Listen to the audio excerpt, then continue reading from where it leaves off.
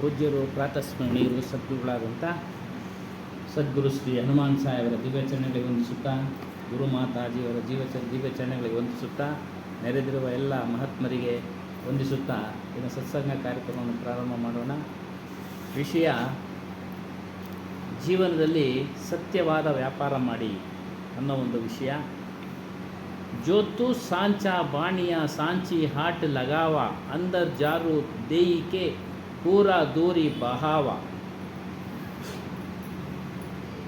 ಮನುಷ್ಯನು ಸತ್ಯದ ವ್ಯಾಪಾರವನ್ನು ಮಾಡುವಂತನಾಗಬೇಕು. ಸತ್ಯದ ವ್ಯಾಪಾರವನ್ನು ಮಾಡುವಂತನಾಗಬೇಕು.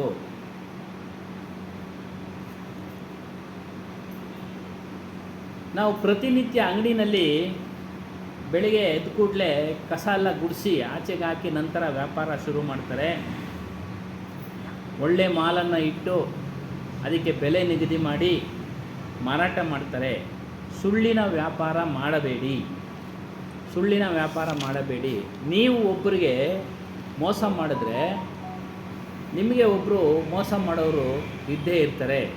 ಯಾವ ಮಾಲನ್ನು ಯಾವ ಸರಕನ್ನು ಇಟ್ಟಿರ್ತೀರೋ ಆ ಸರಕಿನ ಬೆಲೆ ತೆಗೆದುಕೊಳ್ಳಿ. ಆ ಬೆಲೆ ಲಾಭದಾಯಕವಾಗಿರಲಿ, ಬೆಲೆ ತೆಗೆದುಕೊಳ್ಳಿ, ಕಲಬೆರಕೆ ಮಾಡಬೇಡಿ ಅನ್ನೋ ಉದಾಹರಣೆ ಕೊಡ್ತಾ ಹೇಳ್ತಾರೆ.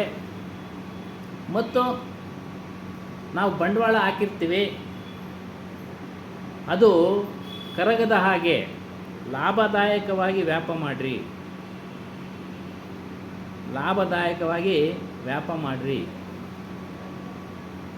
ಇಲ್ಲಾಂದರೆ ದಿವಾಳಿ ಆಗಿಬಿಡ್ತೀರಾ. ಅದೇ ರೀತಿಯಾಗಿ ಜೀವನದಲ್ಲಿ ಸತ್ಯದ ವ್ಯಾಪಾರ ಮಾಡಿ.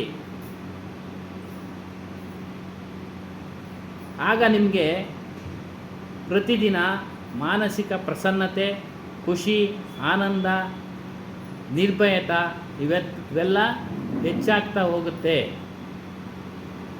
ಯಾವುದು ಸತ್ಯದ ವ್ಯಾಪಾರ ಅಂತಂದರೆ ನಮ್ಮ ಸ್ವರೂಪವನ್ನು ತಿಳಿಯೋದೇ, ಅದರ ಮಾರ್ಗದಲ್ಲೇ ನಡೆಯೋದೇ ಸತ್ಯದ ವ್ಯಾಪಾರ. ಸತ್ಯದ ವ್ಯಾಪಾರ. ಮತ್ತು ಪ್ರಪಂಚ ಈಗೆಲ್ಲ ಸುನಾಮಿ ಆಗ್ತಾ ಇದೆ ಅಂತ ಮಾತಾಡ್ತಾ ಇದ್ವಿ. ಅದು ಯಾರೋ ಮಾಡಿಸ್ತಾ ಇಲ್ಲ, ಸುನಾಮಿನೆಲ್ಲ. ಅದು ಕಾರಣ, ಅದು ವಿಜ್ಞಾನ, ಅದು ನಡೀತಾ ಇರುತ್ತೆ ಆಗಾಗ್ಗೆ. ಯಾವ ರೀತಿ ಸೈಕ್ಲೋನ್ ಬರುತ್ತೋ ಅವೆಲ್ಲ, ಅದನ್ನು ಯಾರೂ ಮಾಡಿಸ್ತಾ ಇಲ್ಲ. ಈ ವಿಚಾರವನ್ನು ತಿಳಿಯಿರಿ. ಇವೆಲ್ಲ ಸತ್ಯದ ವ್ಯಾಪಾರಗಳು. ಎಲ್ಲ ಸತ್ಯದ ವ್ಯಾಪಾರಗಳು. ನಮ್ಮನ್ನು ನಾವು ತಿಳಿದೇ ಇರತಕ್ಕಂಥ ಯಾವುದೇ ಜ್ಞಾನ ಇಲ್ಲಿ ಅವೆಲ್ಲ ನಮಗೆ ಕೆಲಸಕ್ಕೆ ಬರದೇ ಇಲ್ಲದವರು. ಅಂದರೆ ಜೀವನೋಪಾಯಕ್ಕೆ ಕೆಲಸಕ್ಕೆ ಬರುತ್ತೆ, ಬಟ್ ಆದರೆ ತದನಂತರ ನಮ್ಮನ್ನು ಬಿಡುಗಡೆ ಮಾಡೋದಕ್ಕೆ ಅವ್ಯಾವ ಕೆಲಸಕ್ಕೆ ಬರೋದಿಲ್ಲ. ಕೈವಾರ ತಾತಯ್ಯನವರು ಸಹ ಈ ವಿಚಾರದಲ್ಲಿ ಹೇಳಿದ್ದಾರೆ. ಮೋಕ್ಷ ಸಾಧನೆಗೆ ಮಾರ್ಗಗಳು. ಕಬೀರ್ ಸಾಹೇಬರೊಬ್ಬರು ಹೇಳಿಲ್ಲ, ಆತ್ಮವಿಚಾರನ ಸಾಕಷ್ಟು ಮಹನೀಯರು ಹೇಳಿದ್ದಾರೆ. ಮೋಕ್ಷ ಸಾಧನೆಗೆ ಮಾರ್ಗಗಳು. ಜನನ ಮರಣములను జాతులేయనన్నో సతిసుతలు ఎందరో మితము లేదు ತಪ್ಪಿಂಚಿಕೋವಲೆನು ಈ ತಂಟ ತೆಗೆದರ. ಮಾನವರಾಗಿ ಹುಟ್ಟಿದ ಮೇಲೆ ಜನನ ಮರಣದ ತಂಟೆಯಿಂದ ತಪ್ಪಿಸಿಕೊಳ್ಳಬೇಕು. ಕೈವಾರ ತಾತಯ್ಯನವರು ಅನೇಕ ಜನ್ಮಗಳಲ್ಲಿ ಜನನ ಮರಣಗಳು, ಜಾತಿಗಳು, ಸತಿ ಸುತರು ಅದೆಷ್ಟು ಆದರೂ ಗೊತ್ತಿಲ್ಲ, ಲೆಕ್ಕನೇ ಇಲ್ಲ, ಇದಕ್ಕೆ ಮಿತಿನೇ ಇಲ್ಲ. ಈ ತಂಟೆಯಿಂದ ತಪ್ಪಿಸಿಕೊಳ್ಳಬೇಕು. ಅಂದರೆ ಜನನದ ಮರಣದ ತಂಟೆಯಿಂದ ತಪ್ಪಿಸಿಕೊಂಡು ಬಿಡಬೇಕು. ಎಷ್ಟೋ ಜನ್ಮಗಳ ನಂತರ ಪುಣ್ಯದ ಬಲದಿಂದ ಮಾನವ ಜನ್ಮ ಬಂದಿದೆ. ಈ ಮಾನವ ಜನ್ಮವನ್ನು ಕೇವಲ ಭೋಗ ಸಾಧನೆಯಲ್ಲಿ ಕಳೆಯದೆ ಮೋಕ್ಷ ಸಾಧನೆ ಮಾಡಬೇಕು ಅಂತೇಳಿ ಕೈವಾರ ತಾತಯ್ಯನವರು ಹೇಳ್ತಾರೆ. ಮಾನವ ದೇಹವಿಲ್ಲದ ಎಷ್ಟೋ ಜಂತುಗಳಿವೆ, ಕ್ರಿಮಿಕೀಟಾದಿಗಳು ಇವೆ, ಪಶುಗಳು ಇದ್ದಾವೆ. ಅವುಗಳಿಗೆ ತನ್ನ ಸ್ವರೂಪವನ್ನು ತಿಳಿಯೋ, ಸ್ಮರಣೆ ಮಾಡತಕ್ಕಂಥ ವಿವೇಕವಿಲ್ಲ, ಅಂದರೆ ಜ್ಞಾನ ಇಲ್ಲ. ಮಾನವರಾಗಿ ಹುಟ್ಟಿ ನಾವು ನಮ್ಮ ಸ್ವರೂಪ ಸ್ಮರಣೆ ಮಾಡದಿದ್ದರೆ ಅದಕ್ಕೆ ಪರಮಾತ್ಮ ಅಂತಲೂ ಹೇಳ್ತಾರೆ. ಪರಮಾತ್ಮನ ಸೇವೆ ಮಾಡದಿದ್ದರೆ ಮಾನವ ದೇಹ ಪಡೆದಿದ್ದಕ್ಕೆ ಏನು ಸಾರ್ಥಕ? ಮಾನವನಾಗಿ ಹುಟ್ಟಿ ಈಗಲೂ ಅದೇ ತಪ್ಪನ್ನು ಮಾಡಬೇಡ. ವಿವೇಕದಿಂದ ವರ್ತಿಸಿ ಮೋಕ್ಷ ಸಂಪಾದನೆ ಮಾಡು ಎಂದಿದ್ದಾರೆ. ಮಾನವ ಜನ್ಮದ ಶ್ರೇಷ್ಠತೆ ಏನು? ಮಾನವರ ಕಳವಳಕಾರಿ ಭ್ರಮೆ ಯಾವುದು? ಮಾನವರಲ್ಲಿ ಜ್ಞಾನದ ಬೆಳಕಿಲ್ಲವೇಕೆ? ಅದನ್ನೆಲ್ಲ ವಿಚಾರ ತಿಳಿಸ್ತಾ ಇದ್ದಾರೆ. ಮಾನವ ದೇಹವು ಮಂಚಿದಿ ಮತ್ತು ಈನುಡುಂಡೈತೆ ನೀಕು ಚಿಕ್ಕದು ಮಾರ್ಗము ವಿಕಟಮೈ ಇಡುಚಿನ ವಾರಿನಿ ಆಣಚಕ ಆಧ್ಯಾತ್ಮವಿಂಟದು ಮನಸ. ತೆಲುಗಿನಲ್ಲಿ ವಚನ: ಅಯ್ಯ ಮಾನವನೇ, ಮಾನವ ಜನ್ಮ ಶ್ರೇಷ್ಠವಾದದ್ದು, ಆದರೆ ಮತಿಹೀನನಾಗಿ ಬಿಟ್ಟರೆ ನಿನಗೆ ಉದ್ಧಾರದ ಮಾರ್ಗ ಸಿಗುವುದಿಲ್ಲ. ಎಲೈ ಮನಸ್ಸೇ, ವಿಕಟವಾಗಿ ಎಳೆಯುವಂಥ ಇಂದ್ರಿಯಗಳನ್ನು ಅಡಗಿಸು. ಇಲ್ಲದಿದ್ದರೆ ನಿನಗೆ ಆಧ್ಯಾತ್ಮ ವಿದ್ಯೆ ಒಲಿಯುವುದಿಲ್ಲ. ಮಾನವನಾಗಿ ಹುಟ್ಟಿದ ಮೇಲೆ ಆತ್ಮೋದ್ಧಾರವನ್ನು ಮಾಡಿಕೊಳ್ಳಬೇಕು. ಆತ್ಮೋದ್ಧಾರವೆಂದರೆ ಹುಟ್ಟು ಸಾವುಗಳಿಂದ ತಪ್ಪಿಸಿಕೊಳ್ಳುವ ಪ್ರಕ್ರಿಯೆ. ಈ ಗೀತೆ ಪುಸ್ತಕದಲ್ಲೂ ಹೇಳ್ತಾನೆ ಕೃಷ್ಣ ಪರಮಾತ್ಮ, ಉದ್ಧಾರವನ್ನು ನೀನೇ ಮಾಡ್ಕೊಳ್ಬೇಕು. ಯಾರು ಬೇರೆಯವರು ಮಾಡಲಿಕ್ಕೆ ಸಾಧ್ಯ ಇಲ್ಲ. ಯಾವುದೇ ದೇವಿ ದೇವತಾದಿಗಳು ಅವನೇ ಹೇಳ್ತಾನೆ. ಕೃಷ್ಣನ ನಾವು ಪೂಜೆ ಮಾಡ್ತೀವಲ್ವರ, ಹಾಂ, ಅವನೇ ಹೇಳ್ತಾನೆ, ಪರಮಾತ್ಮ ಅವನೇ ಹೇಳ್ತಾನೆ, ನಿನ್ನ ಉದ್ಧಾರ ನೀನೇ ಮಾಡ್ಕೊಳ್ಬೇಕಪ್ಪ, ಬೇರೆ ಇಲ್ಲ. ಅದಕ್ಕೆ ಅದನ್ನು ಆತ್ಮೋದ್ಧಾರವನ್ನು ಅಷ್ಟೇ ನೀನೇ ಮಾಡ್ಕೊಳ್ಬೇಕು, ಬೇರೆ ಯಾರು ಮಾಡಲಿಕ್ಕೆ ಸಾಧ್ಯ ಇಲ್ಲ. ಇದಕ್ಕೆ ಮೋಕ್ಷ ಅನ್ನೋದು. ಆತ್ಮೋದ್ಧಾರ ಮಾಡ್ಕೊಳ್ಳೋದೆ ಏನಮ್ಮ? ಹಾಂ, ಅದರಲ್ಲೂ ಹಾಕಿದ್ರು ಮೆಸೇಜು. ಒಬ್ಬರು ಸಂತರು ಹಾಕಿದ್ರು, ನೀವು ಒಳ್ಳೆ ಪುಣ್ಯ ಕೆಲಸಗಳನ್ನು ಮಾಡಿದ್ರೂ ಸಹ ಹುಟ್ಟು ಸಾವಳ ಬಂಧನದಿಂದ ಬಿಡುಗಡೆ ಆಗೋದಿಲ್ಲ. ಪುಣ್ಯ ಕೆಲಸ ಮಾಡಿದ್ರೆ ಅದಕ್ಕೆ ಆಗಿರ್ತಕ್ಕಂಥ ದೇಹ, ಏನು ರಾಜನಾಗಿ ಹುಟ್ಟಬೋದೋ, ಶ್ರೀಮಂತನಾಗಿ ಹುಟ್ಟಬೋದೋ, ಏನೋ ಒಟ್ಟಾರೆ ಮನುಷ್ಯ ಜನ್ಮ ಬರುತ್ತೆ, ಅದನ್ನು ಭೋಗಿಸಲೇಬೇಕು. ಹುಟ್ಟು ಸಾವಳ ಬಂಧನದಿಂದ ಬಿಡುಗಡೆ ಮಾಡ್ಕೊಳ್ಬೇಕಾದ್ರೆ ಆತ್ಮೋದ್ಧಾರದಿಂದ ಮಾತ್ರ ಸಾಧ್ಯ. ಆತ್ಮೋದ್ಧಾರ ಅಂದರೆ ನಮ್ಮನ್ನು ನಾವು, ಆತ್ಮ ಅಂದರೆ ನಾನು, ನನ್ನನ್ನು ನಾನು ಉದ್ಧಾರ ಮಾಡ್ಕೊಳ್ಬೇಕು. ನನ್ನನ್ನು ನಾನು ಉದ್ಧಾರ ಮಾಡ್ಕೊಳ್ಳೋದೇ ಮೋಕ್ಷ. ಇದು ಮಾನವ ಜನ್ಮದಲ್ಲಿ ಮಾತ್ರ ಸಾಧ್ಯ. ಅದಕ್ಕೆ ಮಾನವ ಜನ್ಮ ಶ್ರೇಷ್ಠವಾದದ್ದು. ಅದಕ್ಕೆ ಶ್ರೇಷ್ಠವಾದದ್ದು. ವಿವೇಕದಿಂದ ಜ್ಞಾನವನ್ನು ಪಡೆದುಕೊಳ್ಬೇಕು. ತಿಳಿದಿರೋರ ಹತ್ರ ಆತ್ಮದ ವಿಚಾರ ತಿಳಿದಿರೋರ ಹತ್ರ ಅವ್ರ ಹತ್ರದಿಂದ ಜ್ಞಾನವನ್ನು ಪಡೆದುಕೊಳ್ಳಿ. ಇತರೆ ಜೀವಿಗಳೆಲ್ಲ ಪ್ರಾರಬ್ಧ ಕರ್ಮವನ್ನು ಅನುಭವಿಸೋದಕ್ಕೆ ಸೀಮಿತವಾಗಿದೆ. ಅದರಲ್ಲಿ ಜ್ಞಾನ ತಿಳ್ಕೊಳ್ಳೋಕ್ಕೆ ಸಾಧ್ಯ ಇಲ್ಲ. ಜ್ಞಾನ ಪ್ರಾಪ್ತಿಗೆ ಹೊರತಾಗಿದೆ. ಈ ಕಾರಣದಿಂದಲೇ ತಾತಯ್ಯನವರು ಹೇಳೋರು, ಮಾನವ ದೇಹವು ಶ್ರೇಷ್ಠವಾದದ್ದು, ಮಾನವನೇ ಮತಿಹೀನನಾಗಬೇಡ.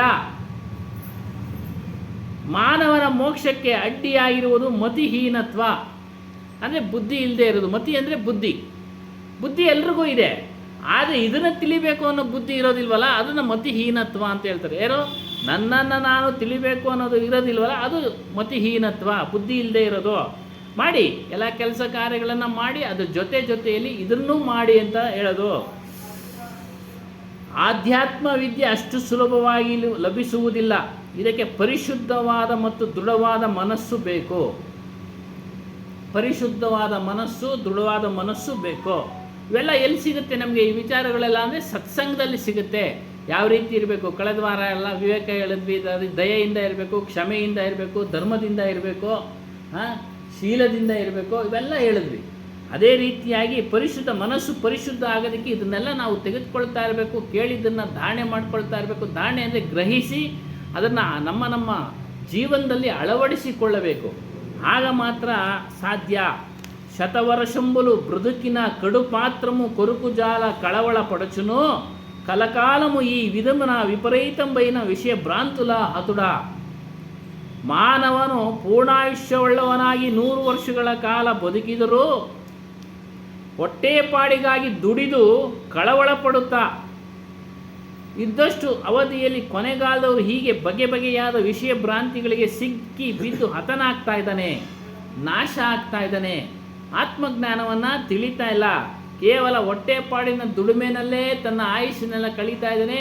ಕೇವಲ ಭೋಗದ ವಸ್ತುಗಳಲ್ಲಿ ಭೋಗಿಸೋ ವಿಚಾರಗಳಲ್ಲೇ ತನ್ನ ಆಯುಷ್ಯನ್ನು ಕಳೀತಾ ಇದ್ದಾನೆ. ಮಾನವನಿಗೆ ಬಹು ದೊಡ್ಡ ಶತ್ರು ಯಾವುದು ಅಂತ ಅಂದರೆ ಇಂದ್ರಿಯ ಚಪಲ. ಇಂದ್ರಿಯ ಅಂದರೆ ನಮ್ಮ ಕಣ್ಣು, ಕಿವಿ, ಮೂಗು, ನಾಲಿಗೆ, ಚರ್ಮ. ಅದಕ್ಕೆ ಸಂಬಂಧ ಪೂರ್ವಕವಾಗಿ ಕಣ್ಣಿಗೆ ದೃಶ್ಯಗಳನ್ನು ನೋಡೋ ಚಪಲ, ಕಿವಿಗೆ ಶಬ್ದಗಳನ್ನು ಕೇಳೋ ಚಪಲ, ನಾಲಿಗೆ ರುಚಿಗಳನ್ನು ಗ್ರಹಿಸೋ ಚಪಲ, ಸ್ಪರ್ಶಕ್ಕೆ ಕೋಮಲವಾದ ಚರ್ಮವನ್ನು ಸ್ಪರ್ಶೋ ಚಪಲ, ಕೋಮಲವಾದ ವಸ್ತುವನ್ನು ಸ್ಪರ್ಶೋ ಚಪಲ. ಈ ಚಪಲಗಳನ್ನು ನಿಲ್ಲಿಸಬೇಕು. ಇವು ಭಾಳ ದೊಡ್ಡ ಶತ್ರುಗಳು.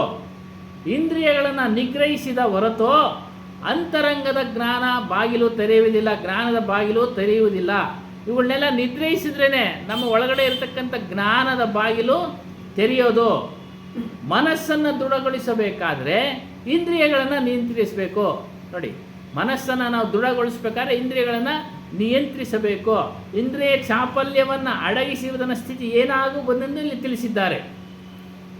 ಎಷ್ಟು ವರ್ಷಗಳು ಬದುಕಿದೆವು ಎನ್ನುವುದಕ್ಕಿಂತ ಹೇಗೆ ಬದುಕಿದೆವು ಎನ್ನುವುದು ಮುಖ್ಯವಾಗುತ್ತದೆ. ಹುಟ್ಟಿನೊಡನೆ ಬಂದ ಹೊಟ್ಟೆಪಾಡು ಸಾಯುವವರೆಗೂ ಜೊತೆಯಲ್ಲಿ ಇರ್ತದೆ. ಇದ್ದಷ್ಟು ಕಾಲ ಹೊಟ್ಟೆಪಾಡು ಚಿಂತಿಸುತ್ತಿದ್ದರೆ ಆಧ್ಯಾತ್ಮ ಚಿಂತನೆ ಮಾಡುವುದು ಯಾವಾಗ? ನಮಗೆ ನಾವೇ ಪ್ರಶ್ನೆ ಯಾವಾಗ ಮಾಡಬೇಕು? ಅದ್ರ ಜೊತೆಯಲ್ಲೇ ಮಾಡಬೇಕು. ಅದ್ರ ಜೊತೆನೇ ಅಂದರೆ ನಾವು ವಾರ ಪೂರ್ತಿ ದುಡಿತೀವಿ, ಭಾನುವಾರ ಸಂಬಳ ತಗೊಳ್ತೀವಿ, ಮನೆಗೆ ಬೇಕಾದೆಲ್ಲ ಹಾಕ್ಕೊಳ್ತೀವಿ, ತಿಂಗಳಿಗೊಮ್ಮೆ ಸಂಬಳ ತಗೊಳ್ತೀವಿ, ಮನೆಗೆ ಬೇಕಾದೆಲ್ಲ ವಸ್ತುಗಳನ್ನು ತೆಗೆದುಕೊಳ್ತೀವಿ. ಆ ಒಂದು ತಿಂಗಳ ನಡುವೆ ಆಗಾಗ್ಗೆ ಬಿಡುವು ಮಾಡಿಕೊಂಡು ಸತ್ಸಂಗಕ್ಕೆ ಬರಬೇಕು. ಸತ್ಸಂಗದಲ್ಲಿ ಹೇಳ್ತಕ್ಕಂಥ ವಿಚಾರಗಳನ್ನು ಮನದಲ್ಲಿ ಗ್ರಹಿಸಿ ಅಡಚಣೆ ಧಾರಣೆ ಮಾಡಿಕೊಂಡು ಅದು ಮಾರ್ಗದಲ್ಲಿ ನಡಿಬೇಕು. ಒಪ್ಪತ್ತಿನದಲ್ಲ ಇದು ಹೊಟ್ಟೆಪಾಡು, ಒಂದು ದಿನದಲ್ಲ, ಹುಟ್ಟಿದ ಮೇಲೆ ಸಾಯೋವರೆಗೂ ಇರುತ್ತೆ. ಅದಕ್ಕೆ ಎಷ್ಟು ತೊಂದರೂ ನಿಲ್ಲದು. ಅದಕ್ಕೆ ತಿಂದು ಹಾಕುವ ಚಿಂತೆ, ತಿನ್ನುವ ಚಿಂತೆಯಲ್ಲಿ ಆಯುಷ್ಯ ಸವಿಸ್ತಾ ಇದ್ದಾನೆ ಮನುಷ್ಯ. ದೈವ ಚಿಂತನೆಗೆ ಅವಕಾಶನೇ ಮಾಡ್ಕೊಳ್ತಾ ಇಲ್ಲ. ಅವಕಾಶ ನಾವು ಮಾಡ್ಕೊಳ್ಬೇಕು. ಅವಕಾಶವನ್ನು ನಾವು ಮಾಡ್ಕೊಳ್ಬೇಕು. ಅವಕಾಶ ಸಿಕ್ಕಿಲ್ಲ ಅನ್ನೋದಲ್ಲ. ಎಷ್ಟೇ ಕೆಲಸ ಕಾರ್ಯಗಳು ಇದ್ದರೂ ಆಗಾಗ್ಗೆ ಸತ್ಸಂಗದಲ್ಲಿ ಭಾಗವಹಿಸಬೇಕು, ಸತ್ಸಂಗವನ್ನು ಕೇಳಬೇಕು, ಹೇಳತಕ್ಕಂಥ ವಿಚಾರಗಳನ್ನು ಮನಸ್ಸಿಗೆ ಧಾರಣೆ ಮಾಡಿ. ಇದೇ ದೈವ ಚಿಂತನೆ. ಮತ್ತು ಕೇಳಿದಾದ ಮೇಲೆ ಮನಸ್ಸಿನಲ್ಲೂ ಸಹ ಇದನ್ನೇ ಚಿಂತನೆ ಮಾಡಬೇಕು. ಇದನ್ನು ತಪ್ಪಿಸಬೇಕಾದರೆ ಹೊಟ್ಟೆಗಾಯಿ ಕಳವಳ ಪಡುವುದನ್ನು ಬಿಡಬೇಕು. ಅಂದರೆ ಅತಿಯಾಗಿ ಕಳವಳ ಪಡೋದು ಇದ್ದೇ ಇರುತ್ತೆ. ಒತ್ತುಟ್ರೆ ಇದ್ದೇ ಇರುತ್ತೆ. ಉದ್ಯೋಗ ಇರುತ್ತೆ, ಉದ್ಯೋಗ ಮಾಡ್ತಾ ಇದ್ದರೆ ಹೊಟ್ಟೆ ತುಂಬುತ್ತೆ. ಉದ್ಯೋಗ ಮಾಡದೇ ಇದ್ದರೆ ಹೊಟ್ಟೆ ತುಂಬೋದಿಲ್ಲ. ವ್ಯಾಪಾರ ಮಾಡದೇ ಇದ್ರೆ ಹೊಟ್ಟೆ ತುಂಬೋದಿಲ್ಲ. ಕೆಲಸ ಮಾಡದೇ ಇದ್ರೆ ಹೊಟ್ಟೆ ತುಂಬೋದಿಲ್ಲ. ಮಾಡಿ ಅದ್ರ ಜೊತೆಯಲ್ಲಿ ಸತ್ಸಂಗಮ ಮಾಡಿ, ದೈವ ಚಿಂತನೆ ಮಾಡಿ, ಮತ್ತು ಎಷ್ಟು ಬರುತ್ತೋ ಅಷ್ಟರಲ್ಲಿ ತೃಪ್ತನಾಗಿರಿ. ಯಾರೋ ಪಕ್ಕದ ಮನೆಯವರು ಮನೆ ಕಟ್ಟಿಸ್ಬಿಟ್ರು ಅಂತ ನಾವು ಹಗಲು ರಾತ್ರಿ ತಲೆ ಕೆಡಿಸ್ಕೊಂಡು ಏನೂ ಪ್ರಯೋಜನ ಇಲ್ಲ. ನಮಗೆ ಬರಬೇಕಾಗಿದ್ರೆ ಬಂದೇ ಬರುತ್ತೆ. ಹಾಗಂತೇಳಿ ಸುಮ್ಮನೆ ಕೂರೋದಲ್ಲ, ಪ್ರಯತ್ನ ಮಾಡ್ತಾ ಇರಬೇಕು. ಅದ್ರ ನಡುವೆ 1 ಗಂಟೆ ಕಾಲನೋ ಅರ್ಧ ಗಂಟೆ ಕಾಲನೋ ನಾವು ನಮ್ಮ ದಿನದಲ್ಲಿ ಒಂದು ಗಂಟೆ ಕಾಲ, ಅರ್ಧ ಗಂಟೆ ಕಾಲ ಮನನ ಮಾಡಬೇಕು. ಗುರುಗಳು ಹೇಳಿದ್ದನ್ನು, ಸತ್ಸಂಗದಲ್ಲಿ ತಿಳಿಸಿದ್ದನ್ನು ಮನನ ಮಾಡಬೇಕು. ಆಧ್ಯಾತ್ಮಿಕ ಚಿಂತೆಗೆ ಮನಸ್ಸು ಕೊಡಬೇಕೆಂಬುದೇ ಈ ತಾತಯ್ಯನವರ ಈ ಪದ್ಯದ ಬೋಧನೆ. ಆಧ್ಯಾತ್ಮ ಚಿಂತೆಗೆ ಮನಸ್ಸು ಕೊಡಿ. ನೀವು ಮಾಡ್ಕೊಳ್ಬೇಕು. ಮಲಗದ ಎದ್ದ ಮೇಲೆ ಬೆಳಗ್ಗೆ ಹೊತ್ತು ಯಾವಾಗೋ ಈ ವಾರ ಎಲ್ಲ ಇವಾಗ ಹೇಳಿರ್ತೀವಿ. ಈ ದಿನದಲ್ಲಿ ಹೇಳಿದ್ದನ್ನು ವಾರ ಎಲ್ಲ ಚಿಂತನೆ ಮಾಡ್ಬೋದು. ನೋಡಿ, ಅವ್ರು ಗೀತಾ ಪುಸ್ತಕ ಪ್ರಿಂಟ್ ಮಾಡಿ ಕೊಟ್ಟಿದ್ದಾರೆ, ಭಗವದ್ಗೀತೆ ಪುಸ್ತಕ. ಅದನ್ನು ಓದ್ಬೋದು ಸಮಯ ಇದ್ದಾಗಲ್ಲ. ಹಾಗಾಗಿ ಸಮಯವನ್ನು ಸದುಪಯೋಗ ನಾವು ಮಾಡಿಸ್ಕೊಳ್ಬೇಕು. ಸದುಪಯೋಗ ಮಾಡಿಸ್ಕೊಳ್ಬೇಕು. ಹಾಗಾಗಿ ಮೋಕ್ಷ ಮಾರ್ಗಕ್ಕೆ ಅದನ್ನೇ ಇಲ್ಲಿ ಸತ್ಯದ ವ್ಯಾಪಾರ ಮಾಡು. ವಿವೇಕ ವಿಚಾರದಿಂದ ನಿನ್ನ ಮನಸ್ಸಿನಲ್ಲಿರ್ತಕ್ಕಂಥ ಕೊಳೆಗಳನ್ನು ಗುಡಿಸು. ಮನೆ ಯಾವ ರೀತಿ ಕಚಡ ಎಲ್ಲ ಗುಡಿಸ್ತೀವಲ್ಲೋ ಅದೇ ರೀತಿಯಾಗಿ ನಿಮ್ಮ ಮನಸ್ಸಿನಲ್ಲಿರ್ತಕ್ಕಂಥ ಕಚಡಗಳನ್ನು, ಕೊಳೆಯನ್ನು ವಿವೇಕ ವಿಚಾರ ಎಂಬ ಇದರಿಂದ ಗುಡಿಸು, ಪೊರಕೆಯಿಂದ ಗುಡಿಸು. ವಿವೇಕ ಅಂದರೆ ಜ್ಞಾನ, ಸತ್ಯಾಸತ್ಯಗಳ ಜ್ಞಾನ. ಸತ್ಯಾಸತ್ಯಗಳನ್ನು ತಿಳಿಯೋದು, ಅಸತ್ಯವನ್ನು ಬಿಡೋದು, ಸತ್ಯವನ್ನು ಗ್ರಹಿಸೋದು. ಅಸತ್ಯ ಎಲ್ಲ ಕಚಡ, ಅದನ್ನು ಜ್ಞಾನವನ್ನು ತೆಗೆದುಕೊಳ್ಬೇಕು. ಅಂತಃಕರಣದಲ್ಲಿ ಕಚಡಗಳು ತುಂಬಿರುತ್ತೆ. ಈಗಲೇ ಇದು ಹೇಳಿದ್ವಲ್ಲ, ಇಂದ್ರಿಯಗಳ ಚಾಪಲ್ಯಗಳೇ ಕಚಡಗಳು. ಕಾಮ, ಕ್ರೋಧ, ಲೋಭ, ಮೋಹ, ಮದ, ಮತ್ಸರ ಇವೇ ಕಚಡಗಳು. ಇವುಗಳನ್ನೆಲ್ಲ ಆಗಾಗ್ಗೆ ಗುಡಿಸ್ತಾ ಇರಬೇಕು. ಒಂದು ಮನೇನ ಒಂದು ದಿನ ಗುಡಿಸ್ಬಿಟ್ಟು ಸುಮ್ಮನೆ ಇರ್ತೀವ ನಾವು? ಬೆಳಗ್ಗೆನೂ ಗುಡಿಸ್ತೀವಿ, ಸಂಜೆ ಒಂದು ಟೈಮು ಗುಡಿಸ್ತೀವಿ. ಅದೇ ರೀತಿಯಾಗಿ ಜೀವನದಲ್ಲಿ ನಾವು ಮನಸ್ಸನ್ನು ಚಿಂತನೆಗೆ, ದೈವ ಚಿಂತನೆಗೆ ಅವಕಾಶ ಮಾಡಿಕೊಳ್ಬೇಕು. ಕಚಡಗಳನ್ನೆಲ್ಲ ತೊಳಿತಾ ಇರಬೇಕು. ಆಗ ನಮಗೆ ಸತ್ಯದ ವ್ಯಾಪಾರ ಮಾಡೋದಕ್ಕೆ ದಾರಿ ಸಿಗುತ್ತೆ. ಅಂದರೆ ನಮ್ಮನ್ನು ನಾವು ತಿಳಿಯೋದಕ್ಕೆ ದಾರಿ ಸಿಗುತ್ತೆ. ಆ ದಾರಿಯಲ್ಲಿ, ಮಾರ್ಗದಲ್ಲಿ ನಡೆದರೆ ನಮಗೆ ಮುಕ್ತಿ, ಮೋಕ್ಷ ಖಂಡಿತ ಸಿಗುತ್ತೆ ಅನ್ನೋ ಒಂದು ಇದರಲ್ಲಿ ತಿಳಿಸಿದ್ದಾರೆ.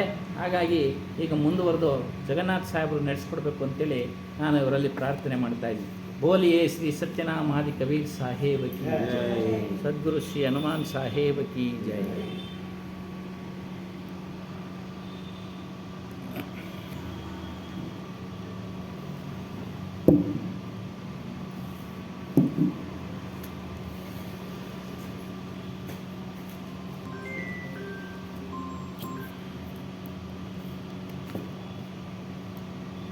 ದೀನಬಂಧು ಕರುಣಾ ಸಿಂಧು ವಿರಾಗ ಮೂರ್ತಿ ಬಾಲಬ್ರಹ್ಮಚಾರಿ ಹಿತೇಂದ್ರಿಯ ಪ್ರಾತಸ್ಮರಣೀಯ ಅಖಿಲ ವಿಶ್ವಬಂಧು ಶಿರೋಮಣಿ ಕರುಣಾಸಾಗರ ಕಲ್ಯಾಣದಾತ ಶ್ರೀ ಕಬೀರ ಕೃಪಾಲ ಹೃದಯ ಸುಮನ್ ಗೋವುತ್ತಕರ್ अर्पणयः जयमाला भवभञ्जन दुःखगञ्जन अमरकर्ण शरीरम् आदियुगादीयापहौवदलीयदल्कटी.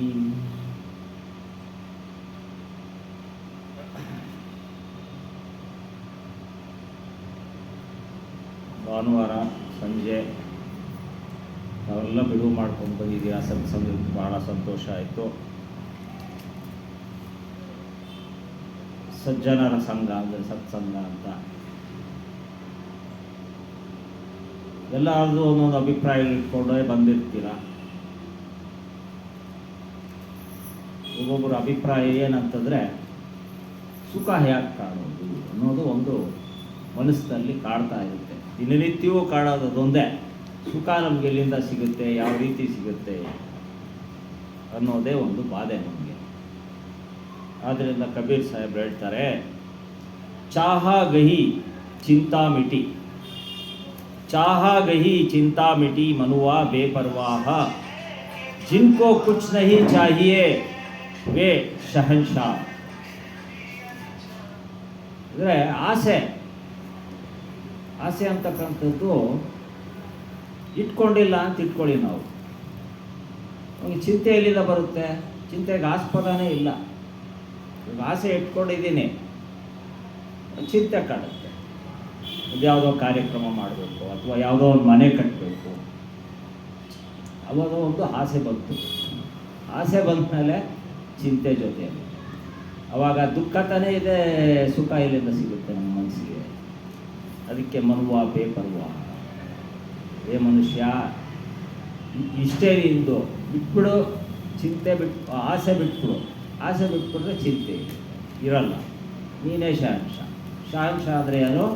ನೀನೇ ರಾಜ, ಚಕ್ರವರ್ತಿ. ಯಾವಾಗ ಚಕ್ರವರ್ತಿ ಆಗ್ಲಿಕ್ಕೆ ಸಾಧ್ಯ? ಆಸೆ ಬಿಟ್ಟ.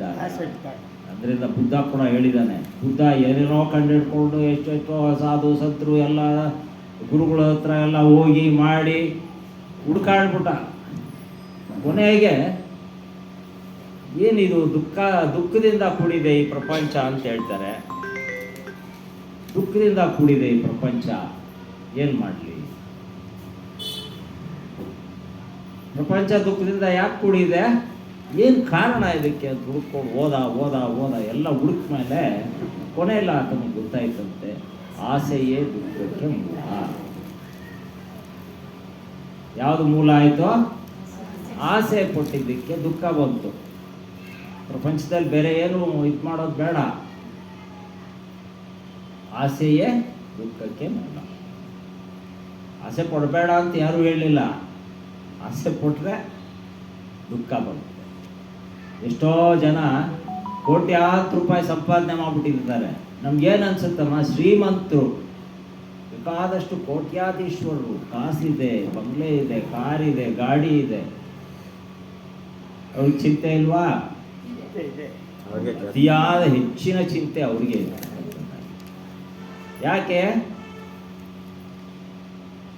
ಆಸ್ತಿ ಸಂಪಾದನೆ ಮಾಡೋದು ಸುಲಭ ಅಲ್ಲ, ಕಷ್ಟ. ಅದನ್ನ ರಕ್ಷಣೆ ಪಡಿಸೋದು ಇದ್ದಿದ್ದು ಕಷ್ಟ. ಇವತ್ತೇನೋ ಸುಖವಾಗಿರ್ತೀನಿ, 4 ದಿವಸ 6 ದಿವಸ ಸುಖವಾಗಿರ್ಬೋದು. ಬೆಳ್ಕೊಂಡು ಹೋದ್ಮೇಲೆ ಆಸ್ತಿನ ಭಾಗ ಮಾಡಕ್ಕೆ ಬಂದಾಗ ಯಾಕಾದರೂ ನನಗೆ ಇಷ್ಟು ಆಸ್ತಿ ಬಂತು ಅನ್ನೋ ಬೇಸರ ಬಂತು.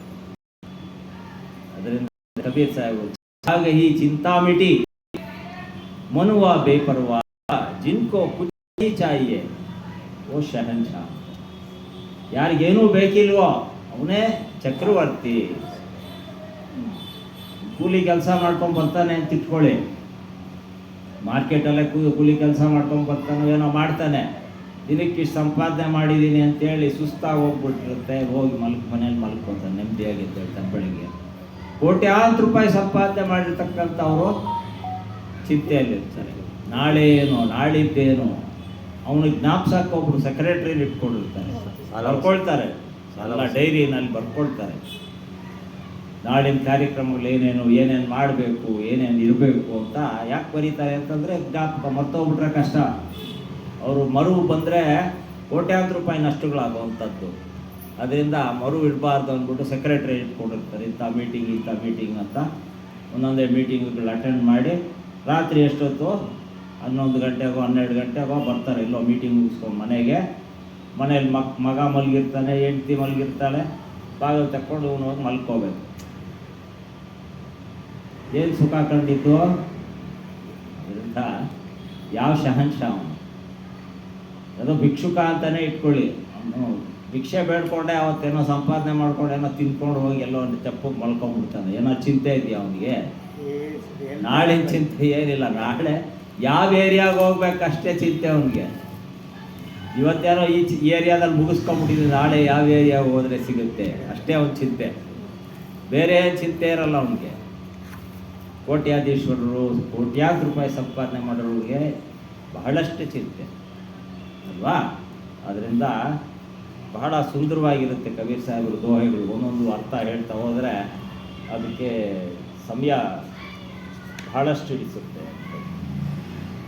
पहले हम जीवों के नित्य सत्य और अविनाशी होने की चर्चा कर रहे हैं. ಅಂದರೆ ಜೀವನ ಬಗ್ಗೆ ನಾವು ಮಾತಾಡಬೇಕು ಅಂತಂದರೆ ಅವಿನಾಶಿ ಅಂತಾರೆ. ಅದ್ರ ಬಗ್ಗೆ ಚರ್ಚೆ ಮಾಡ್ತಾ ಹೋಗ್ತಾ ಇದ್ದೀವಿ. ಅವಿನಾಶಿ ಅಂದರೆ ಏನು? ವಿನಾಶ ರಹಿತನು ಯಾರೋ ಆತ್ಮನು ಅಂತ ಹೇಳ್ತಾರೆ. ಕ್ಯೂಂಕಿ ಹಮಾರೆ बहुत से बाही जीवों की अमरता उसके संस्कार के अधीन धर्म अधर्म के फल जन्मांतर से में दुख सुख होने नहीं समझते हैं और वासना के त्याग से मोक्ष हो जाना नहीं मानते हैं. ಅದರಿಂದ ಅವನ ಸಂಸ್ಕಾರ, ಒಬ್ಬ ವ್ಯಕ್ತಿಯ ಸಂಸ್ಕಾರ, ಅದರ ಧರ್ಮ ಅಧರ್ಮಗಳ ನಡುವೆ ಫಲ್ ಅಂದರೆ ಸಿಗ್ತಕ್ಕಂಥ ಒಂದು ನಮಗೆ ಸಿಕ್ಕೋ ಒಂದು ಲಾಭ. ನಾವು ಎರಡು ವಸ್ತುಗಳನ್ನ ನೋಡೋದು, ಎಲ್ಲದರಲ್ಲೂ ಎರಡು ವಸ್ತುಗಳನ್ನ ನೋಡೋದು. ಒಂದು ಸತ್ಯ ಇದ್ದರೆ ಒಂದು ಅಸತ್ಯ ಇರುತ್ತೆ, ಒಂದು ಧರ್ಮ ಇದ್ದರೆ ಒಂದು ಅಧರ್ಮ ಇರುತ್ತೆ. ಅದೇ ರೀತಿ ನಾವು ಬೆಳೆಸ್ಕೊಂಬಂದಿರ್ತಕ್ಕಂಥ ಒಂದು ಸಂಸ್ಕಾರ ಏನಿದೆ, ಸತ್ಸಂಗಕ್ಕೆ ಬರೋದು ಅದು ಒಂದು ಮೂಲ ಕಾರಣನೇ, ಒಂದು ಸಂಸ್ಕಾರ ಬೆಳೆಸ್ಕೊಳ್ಳಿಕ್ಕೆ. ಏಕೆ ಅಂತಂದರೆ ನಾವು ಯಾವ ರೀತಿ ನಡಿಬೇಕು ಅನ್ನೋದು ನಮ್ಗೆ ಗೊತ್ತಿರಲ್ಲ. ಯಾವ ರೀತಿ ನಡಿಬೇಕು ಅನ್ನೋದು ನಮ್ಗೆ ಗೊತ್ತಿರಲ್ಲ. ಈಗ ಉದಾಹರಣೆಗೆ ಒಂದು 10,000 ರೂಪಾಯಿ ನನ್ನ ಹತ್ರ ಬಂದ್ಬಿಟ್ಟಿದೆ ಅಂತ ತಿಳ್ಕೊಳ್ಳಿ. 10,000 ರೂಪಾಯಿನಲ್ಲಿ ಆ ದುಡ್ಡನ್ನ ಖರ್ಚು ಮಾಡಬೇಕು ಅಂತಕ್ಕಂಥದ್ದು ನನಗೆ ಯಾವ ರೀತಿ ಮಾಡಬೇಕು ಅಂತ ಅದ್ರ ಬಗ್ಗೆ ಅನುಭವ ಇರಲ್ಲ. ಸಿಕ್ಕಿದ್ದೆ ಒಂದೇ ಏಟಿಗೆ 10,000 ರೂಪಾಯಿನ ಖರ್ಚು ಮಾಡೋದು, ಹೋಗಿ ಯಾವುದೋ ಒಂದು ಟಿವಿನೋ ಬೇರೆ ಏನೋ ಅಂತ ಅದರ ಲಾಭ ನಷ್ಟ ಅದ್ರ ಬಗ್ಗೆ ನಾವು ಅರ್ಥ ಮಾಡ್ಕೊಂಡಾಗ ಮಾತ್ರ ಜೀವನ ಸುಖಮಯವಾಗಿರುತ್ತೆ. ಅದರಿಂದ इसके संस्कार के अधीन धर्म अधर्म के फल जन्म जन्मांतर में सुख दुख होना नहीं समझते हैं. ಅದರಿಂದ ಜನ್ಮ ಜನ್ಮಾಂತರದಲ್ಲೂ ಸುಖ ದುಃಖ ಇದರಲ್ಲೇ ಅವಲಂಬಿತವಾಗಿದೆ. ಇದು ಕೋಣೆ ನಹಿ ಸಮಜ್ತೆ, ಇದರ ಬಗ್ಗೆ ನಾವು ತಿಳ್ಕೊಂಡಿಲ್ಲ. और वासना के त्याग से मोक्ष हो जाना नहीं मानते हैं. ವಾಸನಾರಹಿತವಾಗಿರ್ತಕ್ಕಂಥದ್ದಕ್ಕೆ ನಮ್ಮ ಕೈಲಾಗುತ್ತಾ ಅಂದರೆ ಯಾವುದೇ ಆಗಲಿ ಆಸೆ ಇದೆಲ್ಲ ವಾಸನಾತ್ರಯಗಳು.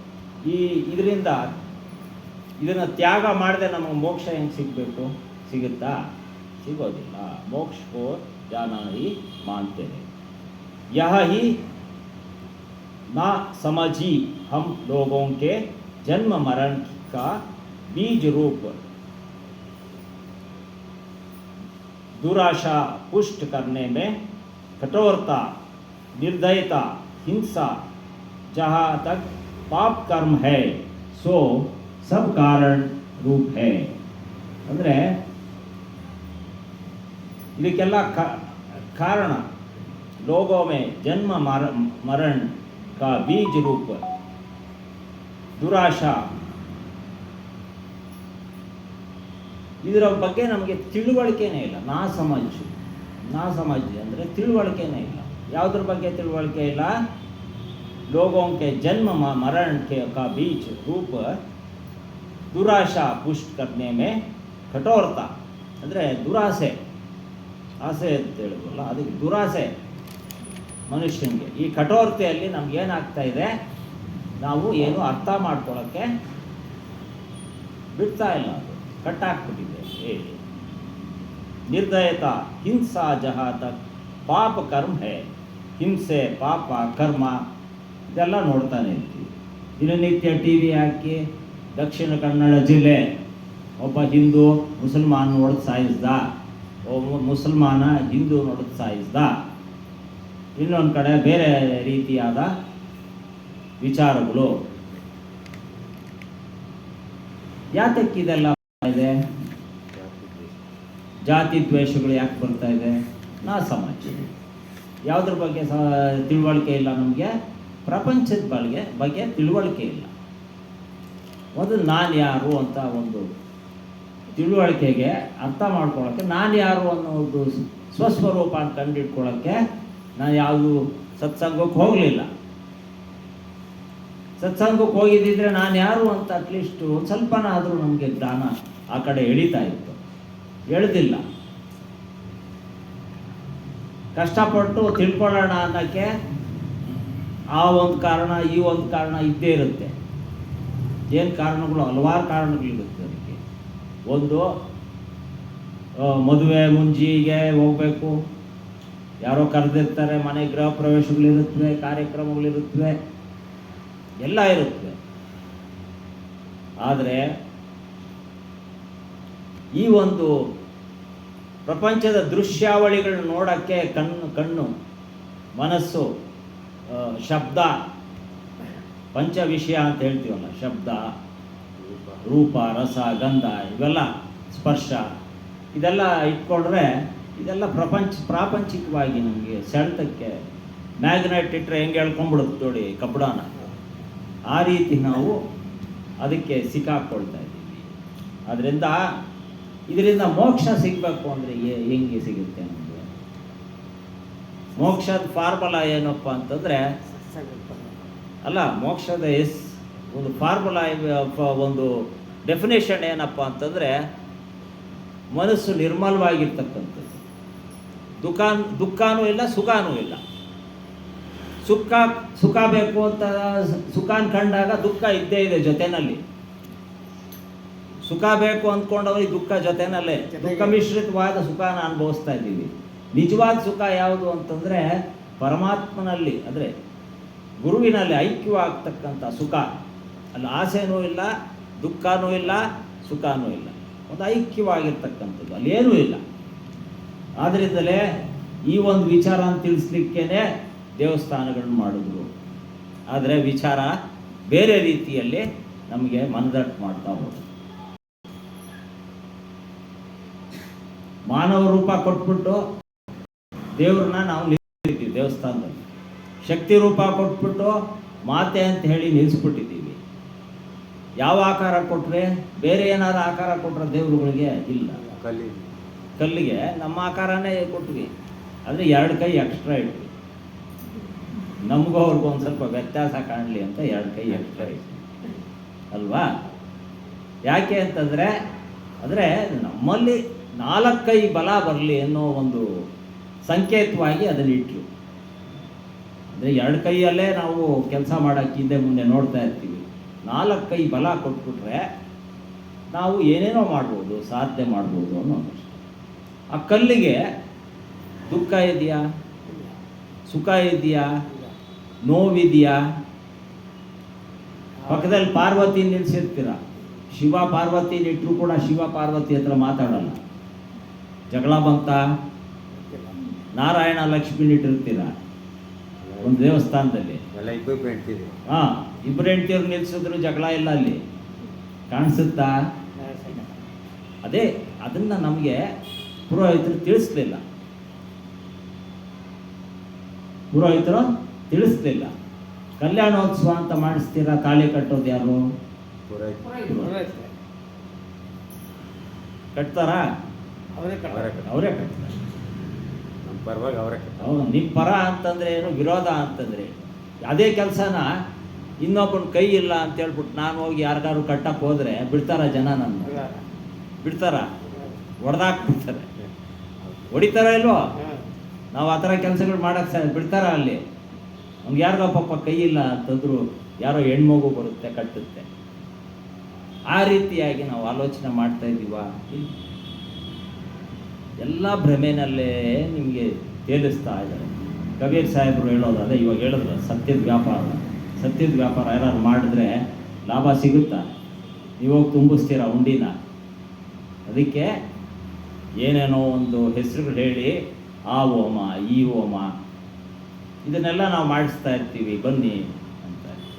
ಮೋಕ್ಷದ ಬಗ್ಗೆ ಯಾರು ಮಾತಾಡಿದಾರಾ? ಯಾರು ಮಾತಾಡಲ್ಲ. ಸ್ವರ್ಗಕ್ಕೆ ಹೋಗ್ತೀರಾ ಅಂತ ಅಲ್ಲೊಂದು ತಲುಪಿಸ್ತಾರೆ. ಸ್ವರ್ಗ ಹೇಳ್ಬೇಕು ಅಂತಂದರೆ ಬೇಕಂದರೆ ಬಾರ್ಗೆ ಹೋಗಿ, ಅಲ್ಲೇ ಸ್ವರ್ಗ ಸಿಗುತ್ತೀವಿ. ಅಮೃತ ಕೊಡ್ತಾರೆ. ಅತಿಯಾದ ಅಮೃತ ಕೂಡ ವಿಷ ಅಂತಾರೆ, ನಿಜ ತಾನೆ? ಅದರಿಂದ ಅಲ್ಲಿ ಅನುಭವಿಸ್ಬಿಟ್ಟು ಏನು ಮಾಡ್ತಾರೆ, ಅನುಭವಿಸಕ್ಕೆ ಬಿಡ್ತಾರೆ. ಎಲ್ಲ ಆಟಗಳು ಆಡ್ಕೊಂಡು ಅಲ್ಲಿಂದ ಮತ್ತೆ ಒದ್ದು ಕಳಿಸ್ತಾರೆ ಭೂಮಿ ಮೇಲೆ, ತಿರುಗಿ ಹೋಗು ಅಂತಾರೆ.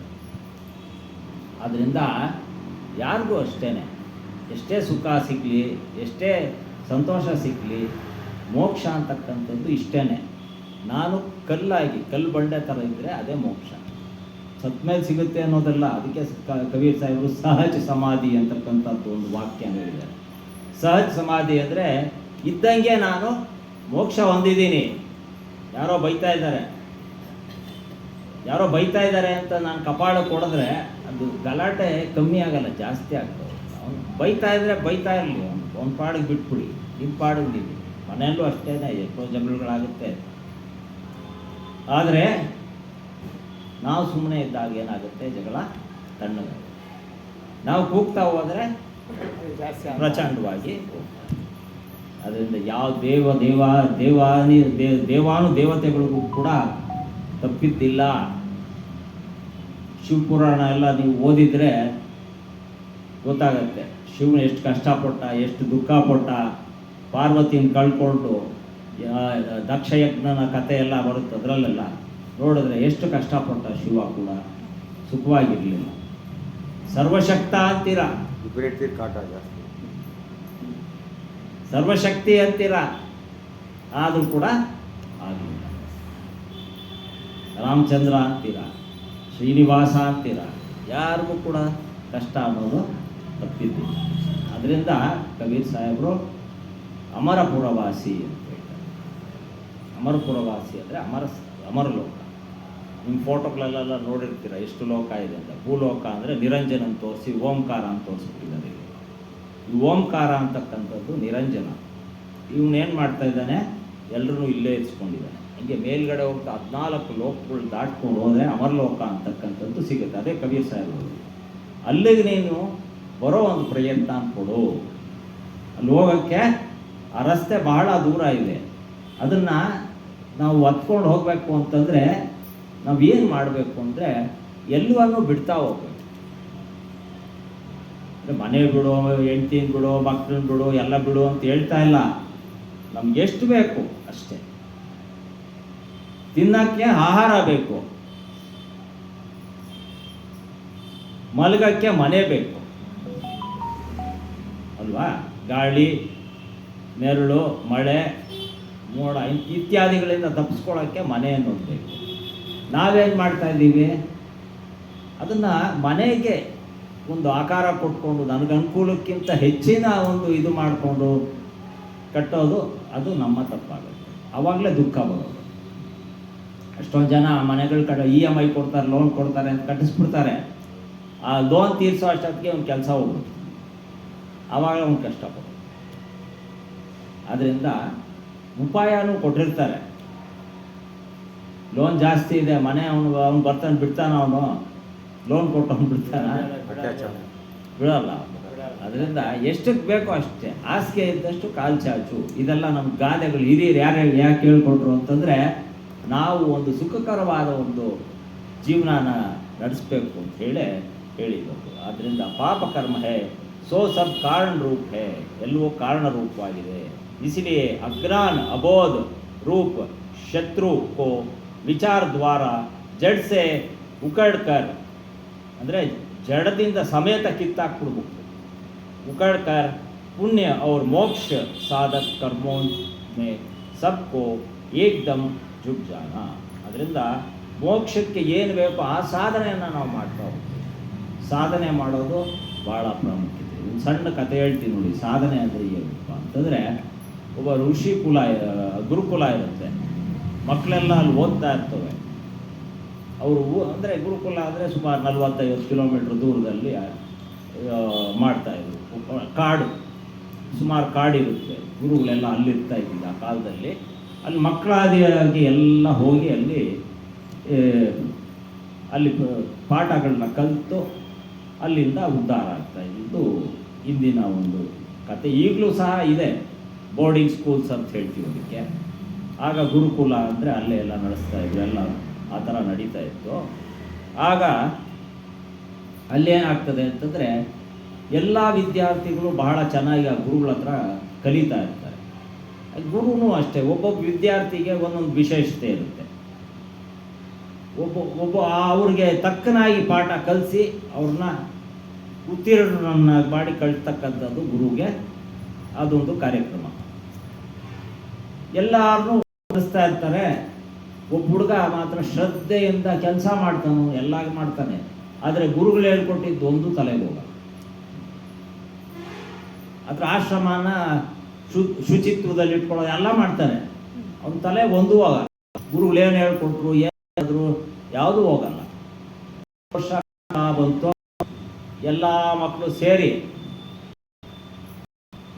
ಉತ್ತರಾಗಿ ಮುಂದಿನ ಇದಕ್ಕೆ ಈ ಹುಡುಗ ಅನುತ್ತೀರ್ಣನಾಗಿ ಅಲ್ಲೇ ಕೂತ್ಕೊಳ್ತಾನೆ. ಆಗ ಏನಾಗಿದೆ ಅಂತಂದರೆ, ಗುರುಗಳಿಗೆ ನೋಡಪ್ಪ, ನಿನ್ನ ತಂದೆ ತಾಯಿ ಭಾಳ ಕಷ್ಟಪಟ್ಟು ನೀನು ಗುರುಕುಲಕ್ಕೆ ಸೇರಿಸಿದ್ದಾರೆ. ನೀನು ಇಲ್ಲಿ ಉದ್ಧಾರ ಆಗದೆ ಇದ್ದರೆ ಸರಿ ಹೋಗಲ್ಲ. ನೀನು ಮನೆಗೆ ಹೊರಟೋಗು. ಮನೆಗೆ ಹೋಗಿ ನೀನು ಅವ್ರ ತಂದೆ ತಾಯಿಗೆ ಏನು ಕೆಲಸಕ್ಕೆ ಸಹಾಯ ಮಾಡಿಕೊಂಡು ಉದ್ಧಾರ ಆಗ್ಬಿಡು. ನಿನಗೆ ಈ ವಿದ್ಯೆ ಆಗ್ತಲ್ಲ ಅಂಥೇಳಿ ಗುರುಗಳು ಹೇಳ್ಬಿಟ್ಟು ಕಳಿಸ್ತಾನೆ. ಆಗ ಅವನು ಏನು ಮಾಡ್ತಾನೆ, ನಡ್ಕೊಂಡು ಅದೇ ಸರಿ, ಇನ್ನೇನು ಮಾಡೋದು, ನನಗೇನು ಹತ್ತಲ್ಲ ಅಂತೇಳಿ ಅವನಿಗೂ ಗೊತ್ತು. ಆಗ ನಡ್ಕೊಂಡು ಬರ್ತಾ ಇರ್ತಾನೆ. ಬರಬೇಕಾದ್ರೆ ಅವನಿಗೆ ಬಹಳ ದೂರ ಅಲ್ಲ, ಅವಾಗೆಲ್ಲ ಎತ್ತಿನ ಗಾಡಿಗಳು ಅದೆಲ್ಲ ಇತ್ತು ಅಷ್ಟೇ. ಬಡವರಿಗೆಲ್ಲ ನಡ್ಕೊಂಡೇ ಹೋಗಬೇಕು. ನಡ್ಕೊಂಡು ಬರ್ತಾ ಇರ್ತಾನೆ. ಆ ದಾಹಕ್ಕೆ ಏನು ಮಾಡ್ತಾನೆ, ಅಲ್ಲಿ ಹೆಣ್ಮಕ್ಳೆಲ್ಲ ಪಾಪ ಬಾವಿನಲ್ಲಿ ನೀರು ಸೇರ್ತಾ ಇರ್ತಾರೆ. ಅಲ್ಲಿ ಹೋಗಿ ಕೇಳಿದ್ರೆ ನೀರು ಸಿಗುತ್ತೆ ಅಂತ ಹೇಳ್ಬಿಟ್ಟು ಆ ಬಾವಿ ಹತ್ರ ಹೋಗಿ ನಿಂತ್ಕೊಳ್ತಾನೆ. ಅಲ್ಲಿ ಒಂದು ಕಲ್ಲು ಆ ಕಡೆ ಒಂದು 4-5 ಜಾಗದಲ್ಲಿ ಕೊರ್ದಿರುತ್ತೆ. ಆ ಹಗ್ಗ ಇದು ಮಾಡಿ ಕೊರ್ತಿರೋದು ನೋಡ್ತಾನೆ. ಅವಾಗ ಕೇಳ್ತಾನೆ ಅವ್ರನ್ನೆಲ್ಲ, ಇದೇನು ಈ ಥರ ಕೊರೆದಿರೋದು ಯಾಕೆ ಅಂತ ಕೇಳಿದ್ದಕ್ಕೆ ಅವ್ರು ಹೇಳ್ತಾರೆ, ಹಗ್ಗ ಹಾಕ್ತೀವಪ್ಪ, ಎಳಿತಾ ಇರ್ತೀವಿ, ಅದು ಈ ಥರ ಕೊರ್ಕೊಂಡು ಹಿಂಗಾಗಿದೆ ಅಂತ. ಇವನಿಗೆ ಒಂಥರ ನೀರು ಕುಡಿಯೋದಿರಲಿ, ಅವನಿಗೆ ಒಂದು ತಲೆನಲ್ಲಿ ಹೋಗುತ್ತೆ, ಈಗ ಹಗ್ಗ ನೋಡಿದ್ರೆ ಇಷ್ಟು ಮೆತ್ತಿಗಿದೆ, ಕಲ್ಲು ಬಂಡೆಯನ್ನು ಹೊಡಿಬೇಕಾದ್ರೆ ಗಟ್ಟಿಯಾದ ವಸ್ತು ಬೇಕಲ್ಲ, ಈ ಥರ ಕೊರೆದು ಹಿಂಗೇನೋ ಒಂದು ಇದು ಮಾರ್ಕ್ ಬಿದ್ದಿರುತ್ತೆ ಸೌದಿ. ಈ ಒಂದು ಹಗ್ಗಕ್ಕೆ ಇಷ್ಟು ಶಕ್ತಿ ಇರಬೇಕಾದ್ರೆ ನಾನು ಯಾಕೆ ಅಂದರೆ ಇದು ಪರಿಶ್ರಮ, ಎಷ್ಟೋ ಒಂದು ದಿವಸದ 2 ದಿವಸದ ಇದಕ್ಕೆ ಹಂಗಾಗಲ್ಲ, ಕೊರಿಯಲ್ಲ, ಅದು ಎಷ್ಟೋ ದಿವಸ ತೊಗೊಂಡಿದೆ. ಅಂದರೆ ಪರಿಶ್ರಮ ಬೇಕು, ಶ್ರದ್ಧೆ ಬೇಕು. ಆದ್ದರಿಂದ ನಾನು ಈ ಸಾಧನೆಗೆ ಇಲ್ಲೇ ಸಮಾಪ್ತಿ ಮಾಡಿಬಿಟ್ರೆ ಸರಿ ಹೋಗಲ್ಲ ಅಂತ ಗುರುಗಳ ಹತ್ರ ಹಿಂದಕ್ಕೆ ಹೋಗಿ ಈ ನಡೆದ ಸಂಗತಿನ ಹೇಳ್ತಾನೆ. ಆಗ ಅವರು ಗುರುಗಳು ಅವನ್ನ ಕರ್ಕೊಂಡು, ಪಾಪ ನಿನಗೆ ಕಲಿಸೋದ್ರಲ್ಲಿ ನನಗೇನು ತೊಂದರೆ ಅನಿಸಲ್ಲ, ಕಲಿಯೋದು ನಿನಗಿಷ್ಟ ಇರಬೇಕು ಅಂಥೇಳಿ ಹೇಳಿದಾಗ ಕೂತ್ಕೊಂಡು ಬರೆಯೋದಕ್ಕೆ ಪ್ರಾರಂಭ ಮಾಡ್ತಾನೆ. ಬರೆದು ಮಾಡಿ ಓದಿ ಅವನು ಬರೀ ನೋಡ್ತಾ ಇರ್ತಾನೆ, ಕೇಳಿಸ್ಕೊತಾ ಇರ್ತಾನೆ, ಪರಿಶ್ರಮ ಕೊಡಲ್ಲ, ಓದಲ್ಲ, ಬರೆಯಲ್ಲ.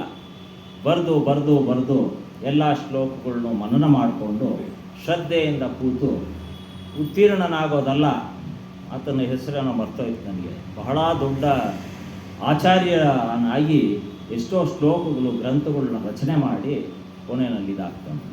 ಆ ರೀತಿಯಾಗಿ ಮನನ ಮಾಡಬೇಕು, ಶ್ರದ್ಧೆಯಿಂದ ಕೂತಿ ಕಲಿಬೇಕು. ನಿಮಗೆ ಇಲ್ಲಿಗೆ ಬರ್ತೀರ ಸತ್ಸಂಗಕ್ಕೆ, ಆದರೆ ಕಬೀರ್ ಸಾಹೇಬ್ರ ದೋಹೆಗಳಿಗೆ ನೀವು ಇದರಲ್ಲಿ ನೋಡಿದ್ರೆ ಗೊತ್ತಾಗುತ್ತೆ. ಗೂಗಲ್ ಸರ್ಚ್ ಮಾಡಿದ್ರೆ ಕಬೀರ್ ದೋಹೆ ಅಂತ ಹಾಕ್ಕೊಂಡ್ರೆ ಸಿಗುತ್ತೆ, ನಾನಾ ದೋಹೆಗಳು ಸಿಗುತ್ತೆ, ಅದರ ಅರ್ಥ ಎಲ್ಲ ಸಿಗುತ್ತೆ. ಬೇಕಾದರೆ ಕೂತ್ಕೊಂಡು ಮನನ ಮಾಡಬೇಕು, ಶ್ರದ್ಧೆಯಿಂದ ನೋಡಬೇಕು. ಸತ್ಸಂಗಕ್ಕೆ ನಾವು ಬಂದುಬಿಟ್ರೆ, ಇಲ್ಲಿ ಕೇಳಿಬಿಟ್ರೆ ಹೋಗ್ಬಿಟ್ರೆ ಆಗಲ್ಲ. ಕಬೀರ್ ಸಾಹೇಬರು ಯಾರು, ಕಬೀರ್ ಸಾಹೇಬ್ರ ಬಗ್ಗೆ ಯಾರ್ಯಾರು ಏನು ಹೇಳಿದ್ದಾರೆ ಎಲ್ಲ ಸಿಗುತ್ತೆ ನಿಮಗೆ ಗೂಗಲ್ ಸರ್ಚಲ್ಲಿ. ಮನೇಲಿ ಕೂತ್ಕೊಂಡು ಧರ್ಮಾಧಿಕಾರಿಗಳದ್ದು ಎಷ್ಟೋ ಒಂದು ಸತ್ಸಂಗದ ಕಾರ್ಯಕ್ರಮಗಳು ನಡೆದಿರೋದು ಸಿಗುತ್ತೆ ನಿಮಗೆ. ಹಾಗೆ ವಿಚಾರ ಅಂತಕ್ಕಂಥದ್ದು ಯಾವುದೇ ಆಗಿರ್ಬೋದು, ಒಳ್ಳೆಯ ವಿಚಾರ ಯಾರು ಹೇಳಿದ್ದು ಅದೇ ಕಬೀರ್ ಸಾಹೇಬ್ ಹೇಳೋದು. ಯಾವ್ದು ಸಿಗುತ್ತೋ ಎಲ್ಲ ತಗೊಳ್ಳಿ. ಸಾರಮೇ ಸತ್ವ ಸಾರದರ್ಶೋ ಆವಾಗನ್ನ ನಿವಾರಿಯೇ. ಸಾರದಲ್ಲಿ ಸತ್ವಸಾರ ಅಂತ ತೊಗೊಬೇಕು ನಾವು, ಸಿಕ್ಕಿದ್ದೆಲ್ಲ ತಗೊಳ್ಳೋದಲ್ಲ. ಸಾರದಲ್ಲಿ ಸತ್ವಸಾರ, ಅದಕ್ಕೆ ಹಂಸಪಕ್ಷಿ ಅನ್ನೋದು. ಹಂಸಪಕ್ಷಿ ಸಂಕೇತ ಏನಪ್ಪ ಅಂತಂದರೆ, ಹಾಲಿಟ್ಟರೆ ಹಾಲಲ್ಲಿರ್ತಕ್ಕಂಥ ನೀರಿನ ಅಂಶ ಬಿಟ್ಬಿಟ್ಟು ಅದ್ರ ಸಾರ ಹಿಡ್ಕೊಳುತ್ತೆ, ಅದು ಶಕ್ತಿ. ಆ ರೀತಿ ನೀವು ಆ ಸಾರನ ತಗೋಬೇಕು ಅಂತ ಹೇಳ್ತಾರೆ. ಹಾಗೆ ಆ ಪುಣ್ಯ ಮೋಕ್ಷ ಸಾಧಕ ಕರ್ಮೋ ಮೇ सबको एकदम जुट जाना चाहिए. जुट जाने पर कार्य ಅವಶ್ಯ ಪೂರ ಹೋಗ. ಆ ಥರ ನಾವು ಕಾರ್ಯದಲ್ಲಿ ನಡೆದುಕೊಂಡು ಬಂದರೆ ನಮ್ಮ ಕೆಲಸಗಳು ಸುಗಮವಾಗಿ ಎಲ್ಲವೂ ಸುಸೂತ್ರವಾಗಿ ನಡೆಯುತ್ತವೆ ಅಂತ ಹೇಳ್ತಾ ಇದ್ದಾರೆ. ಜಡ್ ಸೆ ಭಿನ್ನ ಹಮಾರ ಸ್ವರೂಪ ಚೈತನ್ಯ ಅಜರ್ ಅಮರ್ ಔರ್ ಅಖಂಡ ಹೈ. ಅಜರ ಅಮರ ಮತ್ತು ಅಖಂಡವಾಗಿದೆ. ಯಾವುದು? ನಮ್ಮ ಸ್ವರೂಪ ಅಜರ ಅಮರ ಅಖಂಡವಾಗಿದೆ. ಆ ಸ್ವರೂಪ ಯಾವುದು? ಚೈತನ್ಯ ಸ್ವರೂಪ, ಬೇರೆ ಯಾವುದೂ ಅಲ್ಲ. ಚೈತನ್ಯ ಅಜರ್ ಅಮರ್ और अखंड है, इसको ಯುಕ್ತಿಪೂರ್ವಕ कहते हैं. ಅದನ್ನು ಇದು ಯುಕ್ತಿಪೂರ್ವಕವಾಗಿ ನಾವು ಈ ರೀತಿಯಾಗಿ ಹೇಳ್ಬೋದು. ಇದು ಪ್ರಶ್ನೆ ಇದು ಏನು ಅಂತಂದರೆ, ಈ ಉತ್ತರ ಏನೋ ಹೇಳ್ಕೊಂಬಂದೆ. ಇದಕ್ಕೆ ಏನಂತಂದರೆ, ನಾನು ಯಾರು, ಚೈತನ್ಯ ಸ್ವರೂಪನು ನಾನು ಯಾರು ಅನ್ನೋದಕ್ಕೆ ಇಷ್ಟು ಹೇಳ್ಕೊಂಬಂದಿದ್ದೀವಿ. ಅದರಿಂದ ಅಖಂಡ ಅಜರ ಅಮರ ಅಖಂಡ ಚೈತನ್ಯ ಸ್ವರೂಪ ಅಖಂಡ ಹೈ. ಆದ್ದರಿಂದ ಇದನ್ನು ನಾವು ಅರ್ಥ ಮಾಡಿಕೊಂಡ್ರೆ ನಮಗೆ ಬೇರೆ ಪ್ರಪಂಚದಲ್ಲಿ ಏನೂ ಬೇಕಾಗಿಲ್ಲ. ಸುಖ ಇದೆ. ಯಾವಾಗ ಸುಖ ಇದೆ? ಎಲ್ಲವನ್ನೂ ಬಿಟ್ವಿ ಅಂದಾಗ ಸುಖನೇ ಅದು. ಆದರೆ ಪ್ರಾಪಂಚಿಕ ಸುಖ ಅಂತ ಹೇಳ್ತೀವಿ ನೋಡಿ, ಯಾವುದು? ಎಲ್ಲವನ್ನೂ ಭೋಗಿಸ್ಬೇಕು ಅಂತ ಆಸೆ ಇಟ್ಕೋತೀವಿ ನೋಡಿ, ಆ ಸುಖನ ಅನುಭವಿಸಕ್ಕೆ ಹೋದರೆ ಅದು ದುಃಖ ಮಿಶ್ರಿತವಾಗಿರ್ತದೆ. ಇದು ಮೋಕ್ಷಪ್ರದವಾಗಿರ್ತಕ್ಕಂಥ ಸುಖ ಅಂದರೆ ಯಾವುದು? ಸತ್ಸಂಗ, ಸದ್ವಿಚಾರಗಳು, ಚೈತನ್ಯ ಸ್ವರೂಪನ ಅರಿವು ಮಾಡಿಕೊಂಡಿರ್ತಕ್ಕಂಥದ್ದು. ಇದು ನಿಮಗೆ ದುಃಖಕರವಾಗಿರ್ತಕ್ಕಂಥ ಸಂಗತಿ ಅಲ್ಲವೇ ಅಲ್ಲ, ಸುಖಕರವಾಗಿರ್ತಕ್ಕಂಥ ಸಂಗತಿಯೇ ಆಗಿದೆ. ಇದರಿಂದ ಮೋಕ್ಷ ಅಂತಕ್ಕಂಥದ್ದು ಪಡೆಯೋಕ್ಕೆ ಸಾಧ್ಯ. ಸಾಧ್ಯ. ಸತ್ ಮೇಲೆ ಮೋಕ್ಷ ಸಿಗುತ್ತೆ ಅಂತ ತಾನೇ ಎಲ್ಲ ಹೇಳೋದು. ನೀನು ಸತ್ ಮೇಲೆ ಮೋಕ್ಷ ಸಿಗುತ್ತೆ. ಸತ್ ಮೇಲೆ ನೀನು ಮೋಕ್ಷ ಸಿಕ್ಕಿದೆಯೋ ಅಂತ ನೀನು ಕಾದು ನೋಡಲಿಕ್ಕೆ ನೀನು ಇದೆಯೋ ಇಲ್ವೋ, ಇರ್ತೀಯ ಅಲ್ಲಿ? ಇಲ್ಲ, ಯಾರೂ ಇರಲ್ಲ. ಅದನ್ನು ಅನುಭವಿಸೋ ಒಂದು ಸುಖ ಅಂತಕ್ಕಂಥದ್ದೇ ಸಾಧನೆ. ಆ ಸಾಧನೆ ಮಾಡಿರ್ತಕ್ಕಂಥವನಿಗೆ ಸಾಧು ಅಂತ ಹೇಳಿ. ಸಾಧು ಅಂದರೆ ಯಾರು? ಸಾಧಕ. ಸಾಧು ಅಂದರೆ ನಾನು ಬಿಳಿ ಬಟ್ಟೆ ಹಾಕ್ಕೊಂಡ್ಬಿಟ್ಟೆ, ನಾನು ಕುಂಕುಮ ಇಟ್ಕೊಂಡ್ಬಿಟ್ಟೆ ಅಥವಾ ಗಂಧ ಹಚ್ಕೊಂಡ್ಬಿಟ್ಟು ಇದು ಮಾಡಿಕೊಂಡೆ ಅವನು ಅನ್ನೋವನ್ನೆಲ್ಲ ಸಾಧು. ಸಾಧನೆ ಮಾಡೋದು, ಕಾವಿ ಆಗಲಿ ಬಿಳಿ ಬಟ್ಟೆ ಆಗಲಿ ಇದನ್ನೆಲ್ಲ ಹಾಕ್ಕೊಂಡವನು ಸಾಧು ಅಲ್ಲ. ಮನೆ ಬಿಟ್ಟು ಬಂದ್ಬಿಟ್ಟಿದ್ದೀನಿ, ಅದು ಸಾಧನೆ ಅಲ್ಲ. ಸಾಧನೆ ಏನಪ್ಪ ಅಂತಂದರೆ ತನ್ನ ಅರಿವನ್ನು ಮಾಡಿಕೊಂಡು ತಾನು ಯಾರು ಅಂತ ಅರಿವು ಮಾಡಿಕೊಂಡವನೇ ಸಾಧಕ. ಅರ್ಥ ಆಯ್ತಲ್ಲ? ಜೀವನ್ ಮುಕ್ತಿ ಗೊತ್ತಾಯ್ತಲ್ಲ? ಜೀವನ್ ಮುಕ್ತಿನೋ ಯಾರು? ಸ್ವತಃ ನಾವೇ ಮುಕ್ತಿರೋ. ಈ ಆಸೆಗೆ ಬಿದ್ದುಬಿಟ್ಟು ಏನಾಗ್ಬಿಟ್ವೆ, ಬಲಿ ಪಶುಗಳಾಗ್ತಾ ಆಗ್ತಾ ಸಿಕ್ಕಿರೋ ಒಂದು ಸುಖನ ಬಿಡ್ತಾ ಇಲ್ಲದೆ ಇರೋದು ಸುಖನ ಅನುಭವಿಸ್ತಾ ಹೋಗ್ತೀವಲ್ಲ, ಇದನ್ನು ಬಿಟ್ಟರೆ ಮಾತ್ರ ನಮಗೆ ಈ ಅವಿನಾಶಿ ಅಂತಂದರೆ ಯಾವುದೋ ಚೈತನ್ಯ ಸ್ವರೂಪ. ಚೈತನ್ಯ ಸ್ವರೂಪನು ಅವಿನಾಶಿ. ಸಾವು ಇಲ್ಲ, ಇಲ್ಲ. ಇದೆಯಾ? ಸಾವಿರೋದು ಯಾತಕ್ಕೆ? ಶರೀರಕ್ಕೆ. ಅದಕ್ಕೆ ಸಾವಿದೆ. ಆದರೆ ಚೈತನ್ಯ ಸ್ವರೂಪನಿಗೆ ಅದರಿಂದ ಸ್ವಸ್ವರೂಪ ಚೈತನ್ಯ ಅಜರ ಅಮರ ಅವ್ರ ಅಖಂಡ ಹೇ. ಅಜರ ಅಮರ ಮತ್ತು ಅಖಂಡವಾಗಿದೆ ಹೇಳಿ ಹೇಳ್ತಾ ಇದ್ದಾರೆ.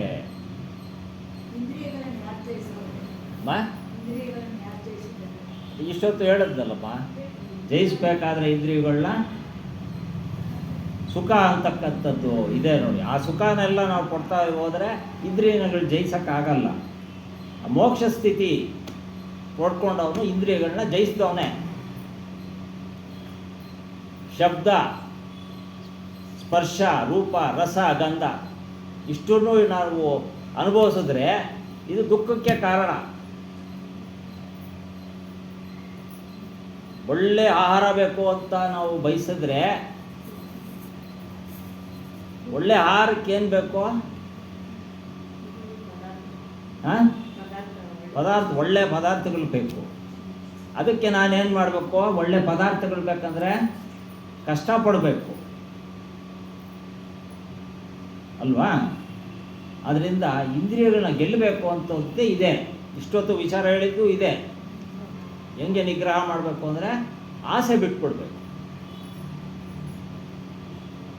ಆಸೆ ಬಿಟ್ಬಿಡ್ಬೇಕು. ಸತ್ಸಂಗಕ್ಕೆ ಬಂದಿದ್ದೀನಿ, ಇವಾಗ ಇಲ್ಲಿ ಕೂತಿದ್ದೀನಿ. ನನಗೆ ಆಸೆ ಬೇರೆ ಕಡೆ ಹೋಯಿತು ಅಂತಂದರೆ ನಾನು ಇಲ್ಲಿ ಹೇಳಬೇಕಾದ್ರೆ ನನಗೆ ವಚನ ಎಲ್ಲೆಲ್ಲೋ ಹೇಳ್ಕೊಂಡು ಹೋಗ್ತಾ ಇದೆ. ಯಾವಾಗಪ್ಪ ಮುಗಿಯುತ್ತೆ ಅಂತ ಹೇಳಿ ಅದು ಅಷ್ಟು ರುಚಿಕರವಾಗಿರಲ್ಲ ವಾತಾವರಣ ಅಲ್ವಾ? ಅದೇ ರೀತಿ ಯಾವುದೇ ಆಗಲಿ, ಯಾವುದಕ್ಕೂ ನಾವು ಇವು ಮನಸ್ಸನ್ನು ಹತೋಟಿಯಲ್ಲಿಟ್ಕೊಳ್ಳೋದೇ ಇಂದ್ರಿಯ ನಿಗ್ರಹ ಅಂತ. ಆಸೆ ಪಡಬೇಡ ಅಂತ ಹೇಳಲ್ಲ. ಇವಾಗ ತಿನ್ನಬೇಕು, ಆಹಾರ ತಿನ್ನಬೇಕು, ಇರೋದನ್ನು ತಿನ್ನ ಅಲ್ವಾ? ಇಲ್ಲಿ ಸತ್ಸಂಗಕ್ಕೆ ಬಂದಿದ್ರೆ ಏನೋ ಪ್ರಸಾದ ಹಂಚ್ಬೇಕು ಅಂತ ಹಂಚ್ತೀರಾ. ನನಗೆ ಈ ಪ್ರಸಾದ ಇಲ್ಲ ಅಂತ ನಾನು ಎದ್ದು ಹೋಗ್ಬಿಟ್ರೆ, ನನಗೆ ಇದೇ ಪ್ರಸಾದ ಬೇಕು ಅಂದರೆ ಸಿಗಲ್ಲ. ನಾವು ತಿನ್ನೋದು ಯಾತಕ್ಕೆ? ಹೊಟ್ಟೆ ತುಂಬಿಸ್ಕೊಳ್ಳೋದು ಯಾತಕ್ಕೆ? ಆರೋಗ್ಯಕ್ಕೆ. ಅದರಿಂದ ಸಿಕ್ಕಿದ್ರಲ್ಲಿ ಆನಂದ ಪಡ್ತಾನಲ್ಲ, ಆವಾಗ ಅದು ಇಂದ್ರಿಯ ನಿಗ್ರಹಣೆ. ಬೇರೆ ಯಾವ್ದ್ರ ಮೇಲೂ ಆಸಕ್ತಿ ಇಲ್ಲ ಅಲ್ವಾ? ನನಗೆ ಇಂಥದ್ದೇ ಬೇಕು, ಅಂಥದ್ದೇ ಬೇಕು, ಅದು ಆವಾಗ ಕಷ್ಟ. ಮನೆ 3 ಬೆಡ್ರೂಮ್ ಬೇಕು. ನನ್ನ ಹತ್ರ ಇರೋದು ಸಿಂಗಲ್ ಬೆಡ್ರೂಮ್ಗೆ ದುಡ್ಡಿದೆ. 3 ಬೆಡ್ರೂಮ್ ಕಟ್ಟಿಸ್ಬೇಕು ಅಂತ ಹೋದಾಗ ದುಃಖ, ಸಾಲ ಮಾಡ. ಇರೋದ್ರಲ್ಲಿ ನಾನು ಕಟ್ಕೊಂಡಿದ್ದೀನಿ. ಕಟ್ಕೊಂಡಿದ್ದಾಗ ಏನಾಯಿತು? ಸುಖ. ಅದು ಅವಾಗ ಯಾವುದು ದುಃಖನೇ ಇಲ್ವಲ್ಲ. ಯಾರಾದರೂ ಬಂದು ನಿಮ್ಗೆ ಕೇಳ್ತಾರ, ನಿಮ್ಮನ್ನು ಕಾಡಿಸ್ತಾರ? ಅದರಿಂದ ಯಮಧರ್ಮರಾಯನು ಕಾಯ್ತಾ ಇದ್ದಾನೆ. ಯಾರಿಗೆ ಯಾವಾಗ ಬೇಕಾದರೂ ಬಂದು ಕರ್ಕೊಂಡು ಹೋಗ್ಬೋದು. ಅದನ್ನು ನಾವು ಬಿಟ್ಬಿಟ್ಟು ನಾಳೆ ನಾಳಿದ್ದಲ್ಲದೆ ಒಂದು 10 ವರ್ಷದ್ದು 100 ವರ್ಷದ ಬಗ್ಗೆ ಚಿಂತೆ ಮಾಡ್ತಾವೆ. ನಾಳೆದೇ ಗೊತ್ತಿಲ್ಲ ನಮಗೆ ಏನಾಗುತ್ತೆ ಅಂತ. ಈ ಕ್ಷಣದಲ್ಲಿ ಏನಾಗುತ್ತೆ ಅನ್ನೋದು ಗೊತ್ತಿಲ್ಲ ನಮಗೆ. ಮೊನ್ನೆ ಯಾರೋ ಪಾಪ ಹೇಳ್ತಾ ಇದ್ರು, ನೋಡ್ರಿ ಪಾಪ ಯಾರೋ ಇದಕ್ಕೆ ಹೋದ್ರು, ಟೂರ್ಗೆ ಹೋದ್ರು, ನೀರಲ್ಲಿ ಸಿಗಾಕೊಂಡು ಸತ್ತೋದ್ರು. ಇಂಜಿನಿಯರಿಂಗ್ ಸ್ಟೂಡೆಂಟು ಟ್ರಿಪ್ಗೆ ಹೋಗಿದ್ದಾರೆ, ಒಂದು 5-6 ಜನ. ಒಬ್ಬ ನೀರಲ್ಲಿ ಬಿದ್ದೋಗ್ಬಿಟ್ಟು ಸತ್ತೋಗ್ಬಿಟ್ಟ ಮೊನ್ನೆ ರೀಸೆಂಟಾಗಿ. ಅದು ನ್ಯೂಸಲ್ಲೆಲ್ಲ ಬಂತು. ಯಾತಕ್ಕದು ಕರ್ಕೊಂಡು ಹೋಗಿದ್ದಲ್ಲಿ ಅಲ್ಲ, ಹೋದ ಆಸೆ, ಸ್ನೇಹಿತರ ಜೊತೆ ಎಲ್ಲ ಸೇರಬೇಕು, ಬೆರಿಬೇಕು ಅಂತ ಆಸೆ. ಸರಿ, ಆ ನೀರನ್ನು ನೋಡಿದೆ, ನೀನು ಖುಷಿ ಪಟ್ಯಾ? ಇಲ್ಲ. ನೀರು ಕುಡಿಬೇಕು, ಜೋರಾಗಿ ಬಂತು, ಕರ್ಕೊಂಡು ಹೋಯ್ತು. ಎಷ್ಟೋ ಸಲ ಸಂಗಮದ ಹತ್ರ ಹೋಗಿ ನೀರೇ ಇರಲ್ಲ ಅಲ್ಲಿ. ಸ್ವಲ್ಪ ದೂರ ಹೋಗ್ತಾ ಇದ್ದಂಗೆ ನೀವು ನೀರಿನ ರಭಸ ಹೆಚ್ಚಾಗಿ ಬರ್ತಾ ಇರುತ್ತೆ. ಅದು ಯಾರಿಗೂ ಗೊತ್ತಿರಲ್ಲ. ಅದರಿಂದ ಯಮ ಅಂತಕ್ಕಂಥದ್ದು ಯಾವಾಗ ಎಲ್ಲಿ ಯಾರನ್ನ ಬೇಕಾದರೂ ಏನು ಬೇಕಾದರೂ ಮಾಡ್ಬೋದು. ನಡ್ಕೊಂಡು ಹೋಗ್ತಾ ಇರೋರು ಕುಸ್ತು ಬಿದ್ದು ಹೋಗ್ತಾರೆ. ಅದರಿಂದ ನಾಳೆ ಬಗ್ಗೆ ಚಿಂತೆ ಇಟ್ಕೋಬೇಡಿ. ನಾಳೆ ಬಗ್ಗೆ ಚಿಂತೆ ಇಟ್ಕೊಂಡು ನಾಳಿದ ಬಗ್ಗೆ ಚಿಂತೆ ಇಟ್ಕೊಳ್ತಾರೆ. ನೆಕ್ಸ್ಟ್ ಕ್ಷಣದಲ್ಲಿ ಏನಾಗುತ್ತೆ ಅಂತ ಯಾರಿಗೂ ಗೊತ್ತಿಲ್ಲ. ಅದರಿಂದ ಅದೇ ಇಂದ್ರಿಯ ನಿಗ್ರಹ. ಏನು ಇಟ್ಕೊಳ್ಳದೆ ಇರೋದು ಮನಸ್ಸಲ್ಲಿ. ನಾಳೆ ಬಗ್ಗೆ ಚಿಂತೆ, ನಾಳಿದ ಬಗ್ಗೆ ಚಿಂತೆ ಇರೋರಿಗೆ ಆರೋಗ್ಯ ಏರುಪೇರಾಗುತ್ತೆ. ಈಗ ಸುಖವಾಗಿದ್ದೀನಿ, ನೆಮ್ಮದಿಯಾಗಿದ್ದೀನಿ ಅನ್ನೋನಿಗೆ ಆರೋಗ್ಯ ಇದೆ, ಯೋಚನೆ ಇಲ್ಲ, ಈ ರೀತಿಯಾದ ಒಂದು ಅನುಭವ ಸಿಗುತ್ತೆ. ಮತ್ತು ದೇವ್ರನ್ನೆಲ್ಲೂ ನೋಡಬೇಕಾಗಿಲ್ಲ, ದೇವ್ರು ನಿಮ್ಮ ಹತ್ರನೇ ಬಂದು ಹೋಗ್ತಾರೆ. ದೇವರು ನಿಮ್ಮ ಹತ್ರನೇ ಬಂದು ಹೋಗ್ತಾರೆ. ಎಷ್ಟೋ ಸಂದರ್ಭಗಳಲ್ಲಿ ನಮ್ಗೆ ಎಷ್ಟೋ ಜನ ಸಹಾಯಕ್ಕೆ ನಿಲ್ತಾರೆ. ನಮಗೆ ಒಂದು ತುತ್ತು ಅನ್ನ ಇಲ್ಲ ಅಂತ ಅಂದ್ಕೊಂಡಾಗ ಯಾರೋ ಬಂದು ಏನೋ ಒಂದು ಬಾಳೆಹಣ್ಣು, ಒಂದು ಹಣ್ಣು ಕೊಟ್ಟು ಹೋಗ್ತಾರೆ. ಅದು ಅನುಭವ ನಿಮಗೆ ಅರ್ಥ ಆಗಿರುತ್ತಲ್ಲ. ಅದರಿಂದ ಕಬೀರ್ ಸಾಹೇಬ್ ಹೇಳೋದು, ಚೈತನ್ಯ ಸ್ವರೂಪನ ಎಲ್ಲ ವ್ಯಕ್ತಿಗಳಲ್ಲೂ ಇದ್ದಾನೆ, ಎಲ್ಲ ಪ್ರಾಣಿಗಳಲ್ಲೂ ಇದ್ದಾನೆ, ಎಲ್ಲ ಪಕ್ಷಿಗಳಲ್ಲೂ ಇದ್ದಾನೆ. ಅದರಿಂದ ಯಾರಿಂದ ನಮ್ಗೆ ಯಾವ ಒಂದು ಸುಖಾಭಾಸವಾಗುತ್ತೆ ಅಂತ ಗೊತ್ತಿರಲ್ಲ. ಅದಕ್ಕೆ ಒಂದು ಕಥೆನೂ ಹೇಳಿದ್ದೆ ನಿಮಗೆ. ಒಬ್ಬ ಯಾರೋ ಕಬೀರ್ ಸಾಹೇಬ್ರ ಹತ್ರ ಬಂದು ಶ್ರೀಮಂತ ಕೇಳ್ಕೊಳ್ತಾನೆ, ಸ್ವಾಮಿ ನನಗೆ ನಾರಾಯಣನ ದರ್ಶನ ಮಾಡಿಸಿ, ನಿಮ್ಗೆ ಗೊತ್ತು ಅಂತೀರಾ, ನಿಮ್ಗೆ ಪರಿಚಯ ಇದೆ ಅಂತೀರಾ ಅಂತ. ಆಯ್ತಪ್ಪ, ಯಾವತ್ತು ಡೇಟ್ ಫಿಕ್ಸ್ ಮಾಡೀನಿ ಅಂತ. ಡೇಟು ಟೈಮ್ ಎಲ್ಲ ನೀನೇ ಫಿಕ್ಸ್ ಮಾಡು, ಆ ಟೈಮ್ಗೆ ಹೇಳ್ಬಿಡ್ತೀನಿ ನಾರಾಯಣನ ಬಂದು ನೋಡ್ಕೊಂಡು ಹೋಗು. ಸರಿ, ಆವಾಗ ಎಲ್ಲ ಡೇಟೆಲ್ಲ ಫಿಕ್ಸ್ ಆಯಿತು, ಟೈಮ್ ಎಲ್ಲ ಫಿಕ್ಸ್ ಆಯಿತು. ಇವನ್ನೆಲ್ಲ ಸಂಭ್ರಮಕ್ಕೆ ಎಲ್ಲ ಊರಿನವ್ರನ್ನೆಲ್ಲ ಕರೆಸ್ಬಿಡ್ತಾನೆ. ನಾರಾಯಣನ ಕರೆಸ್ತಾ ಇದ್ದೀನಿ, ಕಬೀರ್ ಸಾಹೇಬ್ರು ಹೇಳ್ಬಿಟ್ಟಿದ್ದಾರೆ ಅಂಥೇಳಿ ಒಳ್ಳೊಳ್ಳೆ ಅಡುಗೆಗಳೆಲ್ಲ ಮಾಡಿಸ್ತಾ ಇರ್ತಾನೆ. ಎಲ್ಲ ಮಾಡಿಸ್ತಾನೆ. ದೇವ್ರು ಕೂತ್ಕೊಳ್ಳೋಕ್ಕೆ ಪೀಠ ಎಲ್ಲ ಜೋರಾಗಿ ಮಾಡಿಸಿರ್ತಾನೆ. ಮಾಡಿಸ್ಬಿಟ್ಟು ಇನ್ನೇನು ಆ ಸಮಯ ಬರಬೇಕು, ಎಲ್ಲರೂ ಸೇರಿಸಿ ಹೂನಾರ ಇಟ್ಕೊಂಡು ಕಾಯ್ತಾ ನಿಂತಿರ್ತಾನೆ. ಅಲ್ಲೊಂದು ದೊಡ್ಡ ಕೋಣ ಬರುತ್ತೆ. ಕೋಣ ಬಂದಿದ್ದು ನೇರವಾಗಿ ನುಗ್ಬಿಡುತ್ತೆ. ಆ ಭಯಕ್ಕೆಲ್ಲ ಜಾಗ ಬಿಟ್ಬಿಡ್ತಾರೆ. ಕೋಣ ಅಲ್ವಾ, ಭಯ ಅಲ್ವಾ, ಜಾಗ ಬಿಟ್ಬಿಡ್ತಾರೆ. ಅದು ಹೋಗ್ಬಿಟ್ಟು ದೇವ್ರಾಗ ಇಟ್ಟಿರೋ ಸಿಂಹಾಸನದ ಮೇಲೆ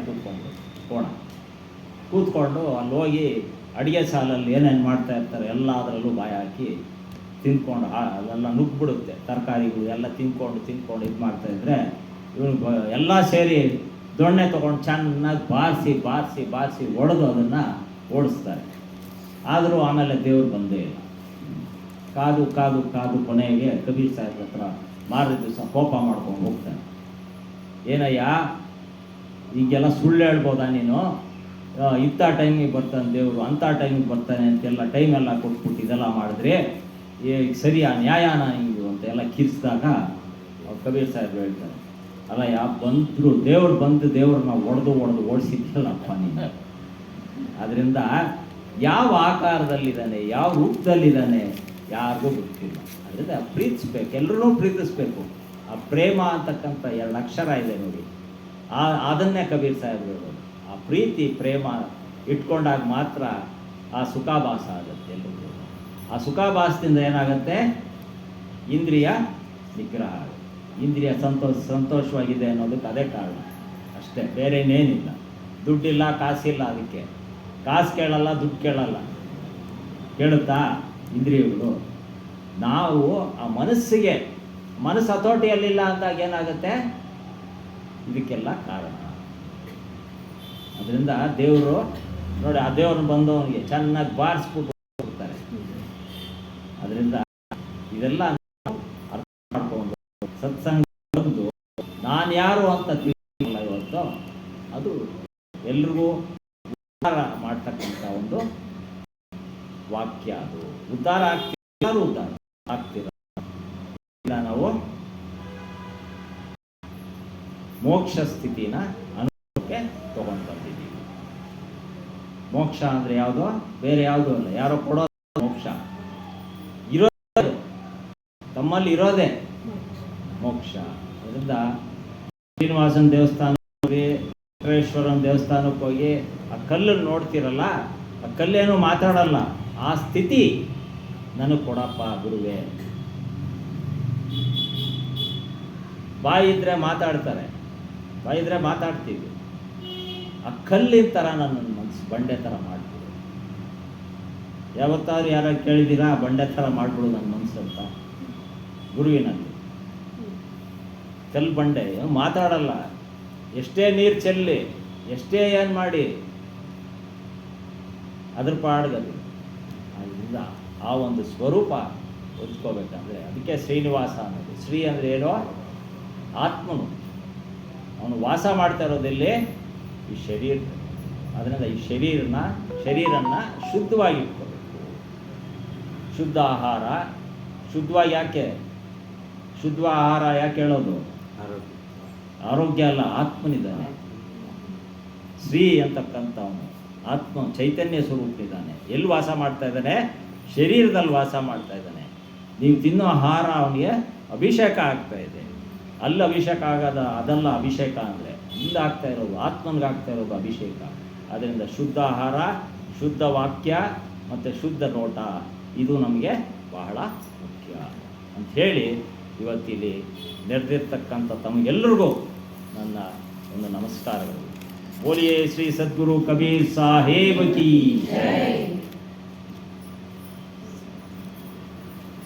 ನಾವು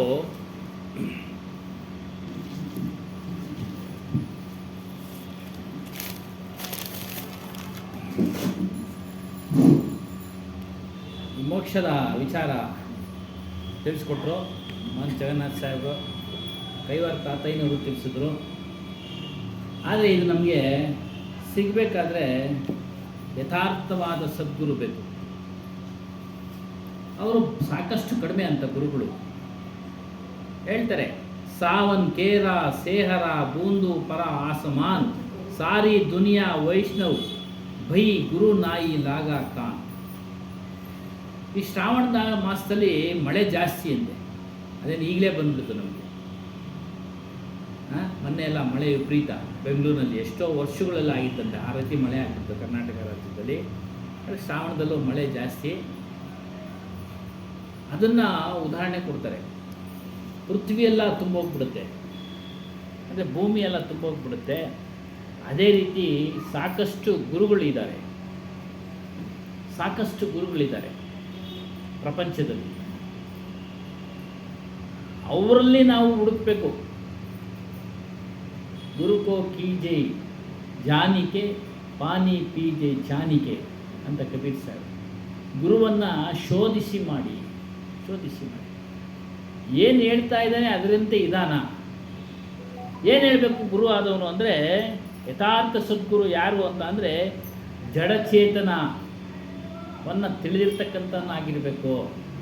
ಜಡ ಅಂದ್ರೇನು, ಚೈತನ್ಯ ಅಂದ್ರೇನು ಅಂತ ತಿಳಿದಂಥ ವ್ಯಕ್ತಿ ಆಗೋದು. ಜಡ ಅಂದರೆ ಈ ಪ್ರಪಂಚ, ಆಕಾಶ, ಅಗ್ನಿ, ವಾಯು, ಜಲ, ಪೃಥ್ವಿ. ಚೇತನ ಅಂದರೆ ನಿಮ್ಮೆಲ್ಲರ ಆತ್ಮ. ಒಂದೇ ಅಲ್ಲ ಆತ್ಮ, ವ್ಯತ್ಯಾಸ ಮಾಡ್ಕೊಂಡು ಅವರವ್ರಿಗೆ ಅವರವರ ಆತ್ಮ ಪ್ರತ್ಯೇಕವಾಗಿದೆ. ನೋಡಿ, ಈ ವಿಚಾರ ವಾಸ್ತವ. ಅವರವರ ಅರಿವು ಅವರವರಲ್ಲಿದೆ, ಅದೇ ಆತ್ಮ ಅನ್ನೋದು. ಈ ವಿಚಾರ ಇದು ವಾಸ್ತವಿಕ, ಯಥಾರ್ಥ. ಇದನ್ನು ಯಾರು ತಿಳಿದಿರ್ತಾರೋ ಅಂಥ ಗುರುಗಳ ಹತ್ರ ನೀವು ಗುರುಗಳನ್ನು ಮಾಡಿ, ಅಂಥ ಗುರುಗಳನ್ನು ಮಾಡಿ. ಮತ್ತು ವಿಷಯ ವಿಚಾರಗಳಿಂದ ಮುಕ್ತರಾಗಿರಬೇಕು. ವಿಷಯ ಚಿಂತನೆ ಅಂದರೆ ಅದ್ರ ಕಡೆಗೆ ಹೋಗಬಾರ್ದು. ಅವರು ಶಬ್ದ, ಸ್ಪರ್ಶ, ರೂಪ, ರಸ, ಗಂಧ ಕಡೆಗೆ ಹೋಗ. ಊಟಕ್ಕೆ ಅವಶ್ಯಕತೆ ಇದೆ, ರಸ, ಊಟಕ್ಕೆ ರುಚಿ ಬೇಕು. ಅದಕ್ಕೆ ಅಗತ್ಯವಾದಷ್ಟು ಎಷ್ಟು ಆಗ್ತೀವೋ ಅಷ್ಟು. ಅತಿಯಾಗಿ ಹಾಕ್ಕೊಂಡ್ರೆ ಊಟ ಮಾಡೋಕ್ಕಾಗಲ್ಲ ಅಲ್ವರ. ಹಾಗಾಗಿ ಅತಿಯಾಗಿ ಉಪ್ಪಾದರೆ ಊಟ ಮಾಡೋಕ್ಕಾಗಲ್ಲ, ಆಗೋದಿಲ್ಲ. ಅದೇ ರೀತಿಯಾಗಿ ಎಷ್ಟು ಅಗತ್ಯನೋ ಅಷ್ಟು, ಅಂದರೆ ನಮ್ಮ ಜೀವನ ನಿರ್ವಹಣೆಗೆ ಎಷ್ಟು ಅವಶ್ಯಕತೆ ಇದೆಯೋ ಅಷ್ಟನ್ನು ನಾವು ತೆಗೆದುಕೊಳ್ಬೇಕು. ಊಟ ಬೇಕು, ಬಟ್ಟೆ ಬೇಕು, ವಸ್ತ್ರ ಬೇಕು, ಮನೆ ಬೇಕು, ಇವೆಲ್ಲ. ಈ ಜೀವನ ಒಂದು ಸೈಕಲ್ ಇದ್ದಂಗೆ. ಹಾಕಿದ್ವಿ, ಯಾರು ಹಾಕಿದ್ವಿ ಸೈಕಲ್. ತುಂಬ್ಕೊಂಡು ಹೋಗ್ಬೇಕು, ಆ ಸಂದರ್ಭ ಬಂದರೆ ತುಂಬ್ಕೊಂಡು ಹೋಗಬೇಕು. ಗಾಡಿ ಸೈಕಲ್ ಪಂಚರ್ ಆದರೆ ತಳ್ಕೊಂಡು ಹೋಗ್ಬೇಕು. ಆ ರೀತಿ ಜೀವನ. ಅಂಥ ಜೀವನದಲ್ಲಿ ನಾವು ಇಂಥ ಗುರುಗಳನ್ನ ಹುಡುಕ್ಬೇಕು. ನಮ್ಮ ಪ್ರಾರಬ್ಧ ಅದರಲ್ಲಿ ಹೇಳ್ತಾರೆ, ಯಾವುದೋ ಒಂದು ಸೂರು ಐತಲ್ಲ, ಸ್ವಂತದ್ದೋ ಬಾಡಿಗೆದೋ ಐತಲ್ಲ, ನಿಮಗೆ ಸ್ವಂತದ್ದೋ ಬಾಡಿಗೆದೋ ಐತೆ, ಖುಷಿಯಾಗಿ ಜೀವನ ಮಾಡೋದು ಕಲಿ. ಅದ್ರ ಜೊತೆ ಅಧ್ಯಾತ್ಮ. ಗುರು ಹೇಗಿರಬೇಕು ನೋಡಿ, ಇವಕ್ಕೆಲ್ಲ ಅವನು ಖುಷಿಯಾಗಿರಬೇಕು. ನನಗೆ ಅದಿಲ್ಲ ಇದಿಲ್ಲ ಅಂತೇಳಿ ಅವನು ಕೊರಗವನು ಗುರು ಅಲ್ಲ. ವಿಷಯ ವಿಕಾರಗಳಿಂದ ಮುಕ್ತನಾಗಿ ಸ್ವರೂಪ ಸ್ಥಿತಿಯಲ್ಲಿ ರಮಿಸ್ತಾ ಇರತಕ್ಕಂಥ ಗುರುವನ್ನು ಮಾಡಿ. ಅದಕ್ಕೆ ಗುರುವನ್ನು ಶೋಧನೆ ಮಾಡಿ, ನೀರನ್ನು ಶೋಧಿಸಿ ಕುಡೀರಿ, ನೀರನ್ನು ಶೋಧಿಸಿ ಕುಡೀರಿ. ಅಂಥ ಗುರುಗಳು ಸಿಗೋದು ದುರ್ಲಭ, ಅಂಥ ಗುರುಗಳು ಸಿಗೋದು ದುರ್ಲಭ. ಆದರೆ ಕಬೀರ್ ಪಂಥಿಯಲ್ಲಿ ಅಂಥ ಗುರುಗಳು ಸಿಗ್ತಾರೆ, ಇದರಲ್ಲೂ ಇರ್ತಾರೆ. ನೀವು ಶೋಧನೆ ಮಾಡಿ. ಅವನ ದುರಾಸೆ ಉಳ್ಳವನ, ಅದನ್ನು ಹೇಳ್ತಾರೆ, ಯಾವ ಸಾಧು, ಯಾವ ಗುರು ಹಣದಿಂದೆ ಹೋಗ್ತಾನೋ ಆತವನು ಗುರು ಅಲ್ಲ, ಸಾಧು ಅಲ್ಲ. ಪದವಿಯಿಂದೆ ಹೋಗ್ತಾನೋ, ನನಗೆ ಆ ಪದವಿ ಬೇಕೇ ಬೇಕು ಅಂತ ಅವನು ಗುರು ಅಲ್ಲ, ಸಾಧು ಅಲ್ಲ. ವಿಷಯಗಳಿಂದ ಹೋಗ್ತಾನೋ ಅವನು ಗುರು ಅಲ್ಲ, ಸಾಧು ಅಲ್ಲ. ಅಂಥ ಗುರುಗಳನ್ನು ಮಾಡಿ, ಯಥಾರ್ಥವನ್ನು ತಿಳಿಸತಕ್ಕಂಥ, ಸತ್ಯವನ್ನು ತಿಳಿಸತಕ್ಕಂಥ ಗುರುಗಳನ್ನು ಮಾಡಿ. ಆಗಲೇ ಹೇಳ್ದಂಗೆ ನೀವು ಪುಣ್ಯ ಕಾರ್ಯಗಳನ್ನು ಮಾಡೋದು ಏನು, ಪೂಜೆ ಪುನಸ್ಕಾರ, ಯಜ್ಞ, ಹೋಮ ಇವುಗಳನ್ನ ಮಾಡಿದ್ರೆ ಅದರ ಫಲವನ್ನು ಅನುಭವಿಸೋಕ್ಕೆ ಮತ್ತೆ ನಾವು ಜನ್ಮ ತಾಳಬೇಕು. ಇದಾದ್ಮೇಲೆ ನೆಕ್ಸ್ಟೇ ನಮಗೆ ಮನುಷ್ಯ ಜನ್ಮ ಸಿಗುತ್ತೆ ಅಂತ ಯಾರು ಗ್ಯಾರಂಟಿ ಕೊಟ್ಟಿಲ್ಲ. ಕರ್ಮಗಳಲ್ಲಿ 3 ವಿಧ: ಸಂಚಿತ, ಆಗಾಮಿ, ಪ್ರಾರಬ್ಧ. ಪ್ರಾರಬ್ಧನ ಅನುಭವಿಸ್ತಾ ಇದ್ದೀವಿ. ಸಂಚಿತ ಅಂದರೆ ಸಂಗ್ರಹ, ಇನ್ನು ಎಷ್ಟೋ ಕರ್ಮಗಳು ಇದೆ ಅನುಭವಿಸೋದು. ಆಗಾಮಿ, ಮುಂದಕ್ಕೆ ಚೆನ್ನಾಗಿರಬೇಕು ಅಂತ ಕರ್ಮಗಳು ಮಾಡೋದು, ಯಜ್ಞ ಯಾಗಾದಿಗಳನ್ನು, ಹೋಮಗಳನ್ನು. ಅದು ಯಾವಾಗ ಸಿಗುತ್ತೋ ಇರೋ ಗೊತ್ತಿಲ್ಲ. ಅದಕ್ಕೆ ತಾತಯ್ಯನವರು ಅವರು ಬರೆದಿರೋದು, ಎಷ್ಟೋ ಜನ್ಮಗಳ ಪುಣ್ಯದಿಂದ ತಿರ್ಗಾ ಮತ್ತೆ ನಮ್ಮ ಮನುಷ್ಯ ಜನ್ಮ ಬರುತ್ತೆ. ಆದ್ದರಿಂದ ಗುರುವನ್ನು ಮಾಡಿ, ಗುರುವನ್ನು ತಿಳ್ಕೊಳ್ಳಿ ಅನ್ನೋ ಒಂದು ವಿಚಾರವನ್ನು ತಿಳಿಸ್ತಾ ಇದ್ದಾರೆ. ಒಂದು ಒಳ್ಳೆಯ ಗುರುಗಳನ್ನು ಮಾಡಿ, ಗುರುಗಳಿಂದನೇ ಮುಕ್ತಿ ಮೋಕ್ಷ. ಅವ್ರು ಹೇಳ್ತಕ್ಕಂಥ ಮಾರ್ಗದಲ್ಲಿ ನಾವು ನಡಿಬೇಕು. ಅವ್ರು ಹೇಳ್ತಾರೆ, ತಿಳಿಸ್ತಾರೆ. ಆ ಗುರು ಸಹ ಅದರಂತೆ ಇರಬೇಕು. ಅಂದರೆ ಕಬೀರ್ ಪಂಥದಲ್ಲಿ ಈ ಥರ ಗುರುಗಳು ನಾವು ನೋಡಿದ್ದೀವಿ ಅನೇಕ ಜನ. ಹಾಗಾಗಿ ಮನೆಯೆಲ್ಲ ಬಂದೋದ್ರು ದೊಡ್ಡವರು, ಅವರೆಲ್ಲ ಆ ಒಂದು ಮಾರ್ಗದಲ್ಲಿದ್ದಾರೆ. ಆ ಒಂದು ಮಾರ್ಗದಲ್ಲಿದ್ದಾರೆ. ಯಾರು ಅಬ್ದುಲ್ ಸಾಹೇಬರು, ಶ್ರೀ ಅರ್ಧನಾಮ್ ಸಾಹೇಬರು, ಧರ್ಮಾಧಿಕಾರಿಗಳೆಲ್ಲ ಇದ್ದಾರೆ. ಅವ್ರನ್ನ ಕರೆಸಿದ್ವಿ, ಅವ್ರ ದರ್ಶನ ಮಾಡಲಿ ಅಂತಲೇ, ಎಲ್ಲರೂ ದರ್ಶನ ಪಡೀಲಿ ಅಂತೇಳಿನೇ ಕರೆಸಿದ್ವಿ. ಅದು ಆಯಿತು, ಯಶಸ್ವಿಯಾಗೋಯಿತು. ಎಲ್ಲರ ಸಹಕಾರ, ಭಕ್ತರ ಸಹಕಾರ, ನಿಮ್ಮೆಲ್ಲರ ಸಹಕಾರದಿಂದ. ಹಾಗಾಗಿ ಅಂಥ ಗುರುಗಳನ್ನು ನೀವು ಮಾಡಬೇಕು. ಅವ್ರು ಬರಲಿಲ್ಲ ಅಂತಂದರೆ ಇವರು ಇದ್ದಾರೆ, ಅವ್ರ ಪ್ರತಿನಿಧಿಯಾಗಿ ಇವ್ರನ್ನ ಮಾಡಿ. ಮಾಡಿಕೊಂಡು ಮೋಕ್ಷವನ್ನು ಪಡೆಯಿರಿ ಅಂತ ಹೇಳ್ತಾ ಇಲ್ಲಿ ದಿನ ಸತ್ಸಂಗ ಕಾರ್ಯಕ್ರಮವನ್ನು ಮುಕ್ತಾಯ ಮಾಡ್ತಾ ಇದ್ದೀನಿ. ಏನಾದರೂ ಸಂಶಯ ಇದ್ದರೆ ಉತ್ತರ ಕೊಡ್ತಾರೆ, ಉತ್ತರ ಕೊಡ್ತಾರೆ. ಗುರು ಮತ್ತು ದೇವರನ್ನು ಪಡೆಯಬೇಕಾ ಏನು ಮಾಡಬೇಕು? ನಮ್ಮ ಮನಸ್ಸಿನಲ್ಲಿ ಗುರು ಮತ್ತು ದೇವರನ್ನು ಪಡೆಯಬೇಕಾದರೆ ನಮ್ಮ ಮನಸ್ಸಿನಲ್ಲಿ ಯಾವ ರೀತಿ ಇರಬೇಕು ಅಂತ.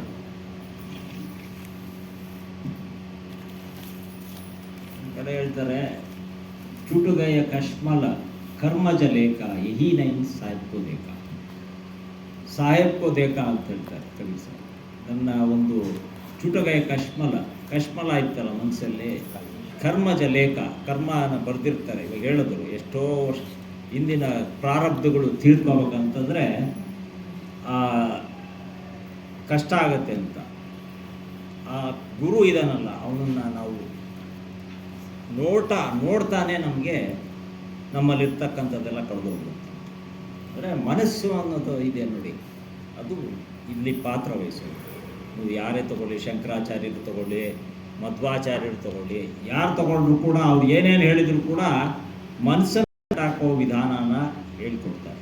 ಅದರಿಂದ ನೀವು ಶಿವನ ಬಗ್ಗೆನೂ ಹೋಗಿ, ಶಿವನು ಯೋಗಾಭ್ಯಾಸ ಮಾಡಿ, ಯೋಗ ಅಂತಾರೆ ಆದಿಯೋಗಿ ಅಂತ.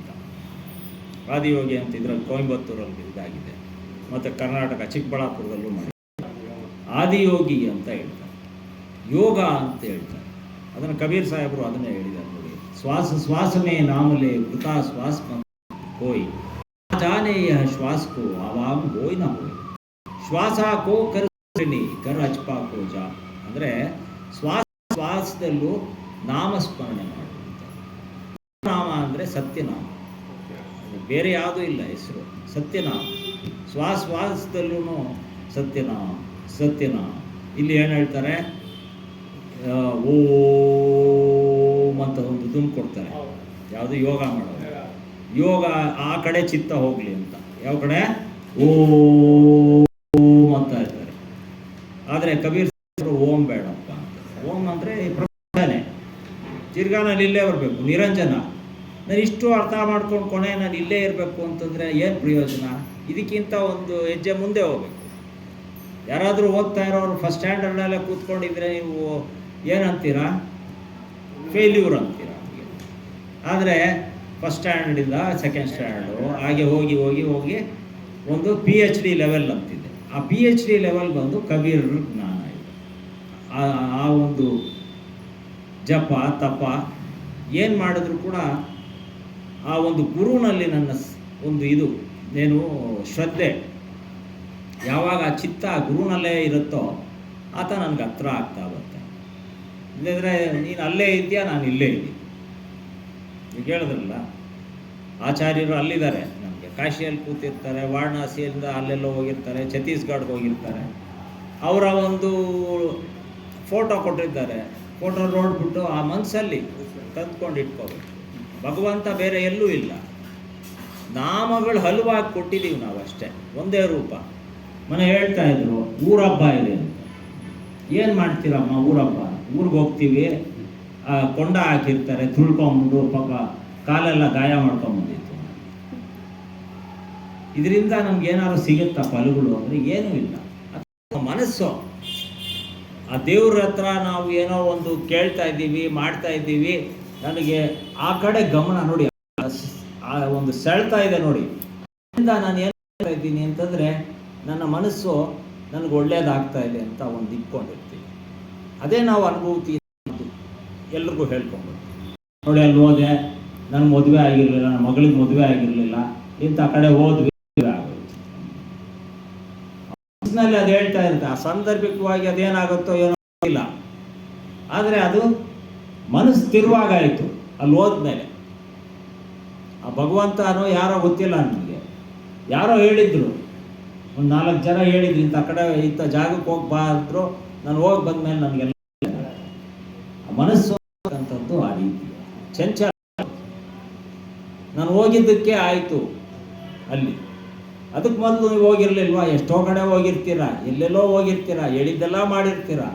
ಆದರೆ ಯಾರೋ ಒಬ್ರು ಹೇಳಿದಾಗ ಕೊನೆಯಲ್ಲಿ ಇಲ್ಲಿ ಹೋದಾಗ ನಿಮ್ಗಾಯಿತು ಅಂದರೆ ಮನಸ್ಸಿಗೆ ಇಲ್ಲಿ ಬಂದಿದ್ದಕ್ಕೆ ನನಗಾಯಿತು. ಅದು ಮುಂದುವರಿಸ್ತಾ ಹೋಗುತ್ತೆ. ಆ ರೀತಿಯಾಗಿ ಕಬೀರ್ ಸಾಹೇಬರು ಅದಕ್ಕೆ ಹೇಳಿದ್ರು, ಪ್ರಶ್ನೆ ಮಾಡ್ತಾ ಹೋಗು. ಪ್ರಶ್ನೆಗಳಲ್ಲೇ ಉತ್ತರನೂ ಇದೆ, ಎಲ್ಲ ಪ್ರಶ್ನೆಗಳಲ್ಲೂ ಉತ್ತರ ಇದೆ. ಪ್ರಶ್ನೆ ಹೆಂಗೆ ಬರುತ್ತೆ? ಉಪ್ಪಿಟ್ಟು ಮಾಡೋಕ್ಕೆ ಏನೇನು ಪದಾರ್ಥಗಳು ಬೇಕು ಅಂತ ಪ್ರಶ್ನೆ ಇಟ್ಕೊಂಡ್ರೆ ಮಾಡಿಬಿಡ್ಬೋದು. ಇಂತಿಂಥ ವಸ್ತುಗಳು ಬೇಕು ಅಂದಾಗ ಮಾಡೋ ವಿಧಾನ ಹೇಳ್ಕೊಟ್ರೆ ಮಾಡಿ. ಅದೇ ರೀತಿ ಹೇಳ್ತಕ್ಕಂಥದ್ದು ಅದು ಒಂದು ವಿಧಾನ ಇದೆ. ನಾವು ಅನುಸರಿಸ್ಕೊಂಡು ಹೋಗ್ಬಿಟ್ರೆ ಆತನ ಒಂದು ಸಾಕ್ಷಾತ್ಕಾರ ಇದ್ದೇ ಅಷ್ಟೇ. ಬೋಲಿಯೇ ಶ್ರೀ ಸದ್ಗುರು ಕಬೀರ್ ಸಾಹೇಬ್ ಕಿ ಜೈ. ಮುಂದಿನ ವಾರ ಇಲ್ಲಿ ಇರಲ್ಲ, ಆಶ್ರಮದಲ್ಲಿ ಪೌರ್ಣಮಿ ಪ್ರಯುಕ್ತ ಮತ್ತೆ ಕಬೀರ್ ಸಾಹೇಬರ ಜಯಂತಿ 627. ಕಬೀರ್ ಸಾಹೇಬರ ಜಯಂತಿ ಅಲ್ಲ, ಪ್ರಕಟೋತ್ಸವ ಪ್ರಕಟವಾಗಿರ್ತಕ್ಕಂಥದ್ದು ಜ್ಯೇಷ್ಠ ಮಾಸದ ಒಂದು ಹುಣ್ಣಿಮೆ. ಕಬೀರ್ ಸಾಹೇಬರು ಜ್ಯೇಷ್ಠ ಮಾಸದ ಹುಣ್ಣಿಮೆಯಲ್ಲಿ ಅವತಾರ ತಾಳಿದ್ದೆವು. ಗಗನ ಉತ್ತರೆ ಸದ್ಗುರು ಸದ್ಗುರು ಕಮಲದ ಪುಷ್ಪದ ಮೇಲೆ ನೋಡ್ತಿರಲ್ಲ, ಆ ಆಕಾರ ತಾಳಿದ್ದು ಇದೆ ಯಾವತ್ತೋ ಈ ಜ್ಯೇಷ್ಠ ಹುಣ್ಣಿಮೆಗೆ. ಆದ್ದರಿಂದ ಇದು ಬಹಳ ಮಹತ್ವವಾಗಿರ್ತಕ್ಕಂಥ ಒಂದು ಹುಣ್ಣಿಮೆ. ತಾವೆಲ್ಲರೂ ಜೋರಾಗಿ ಆಗಬೇಕು. ಆದರೆ ನಮ್ಮ ರಂಗಸ್ವಾಮಿಗಳು ಪೀಠದಲ್ಲಿ ಕೂತ್ಕೋಬೇಕು, ಅದೆಲ್ಲ ಮಾಡಬೇಕು. ಹಜೂರ್ ಸಾಹೇಬ್ರು ಹೆಂಗೆ ಮಾಡಿದ್ವೋ ಹಂಗೆಲ್ಲ ಮಾಡಬೇಕು. ಅದನ್ನೆಲ್ಲ ನೀವು ಮಾಡಿಸ್ಬೇಕು ಅಷ್ಟರ ಹೇಳ್ತೀನಿ. ಯಾಕೆಂದರೆ ಆಶ್ರಮದಲ್ಲಿ ಬಂದಿಲ್ಲ, ಯಾಕೋ ಸಂಕೋಚ ಇದೆ.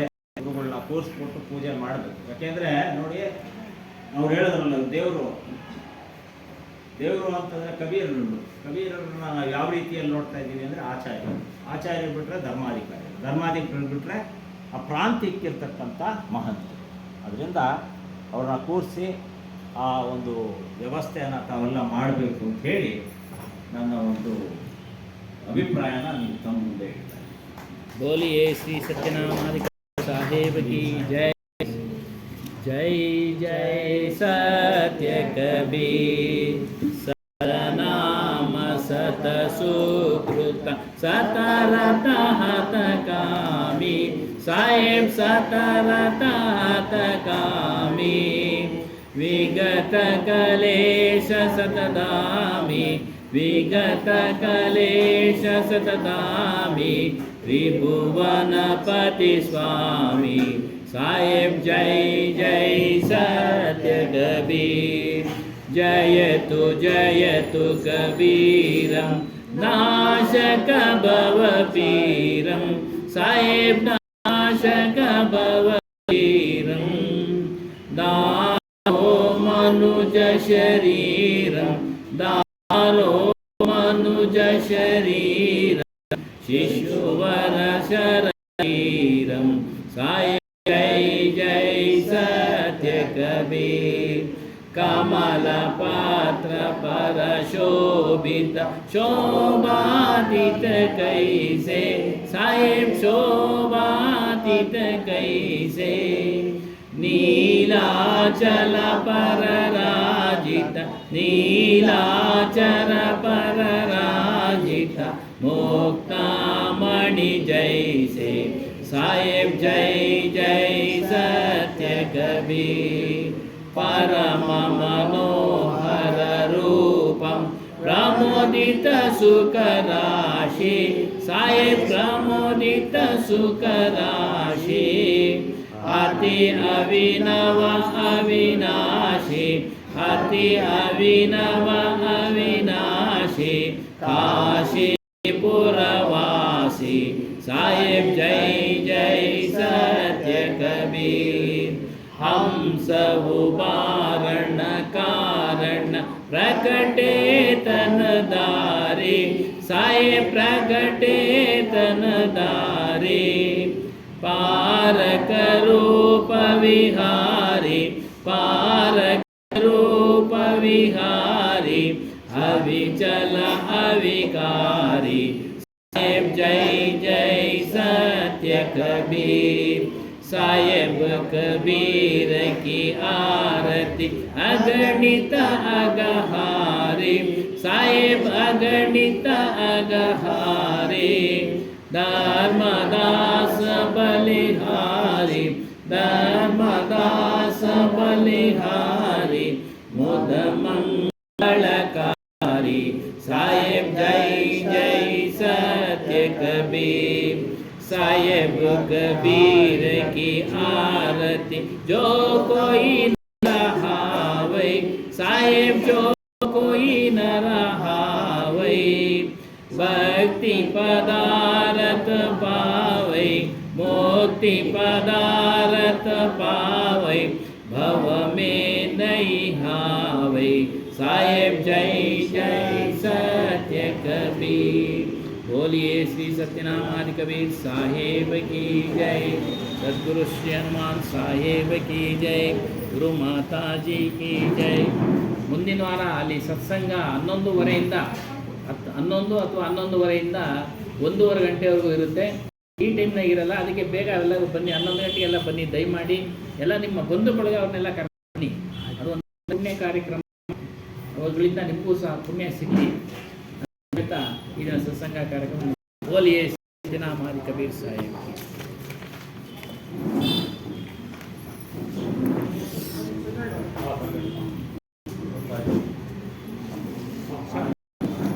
ಬರವಾಡ ಬರ್ತೀವಿ, ಬನ್ನಿ ಬನ್ನಿ ಬನ್ನಿ.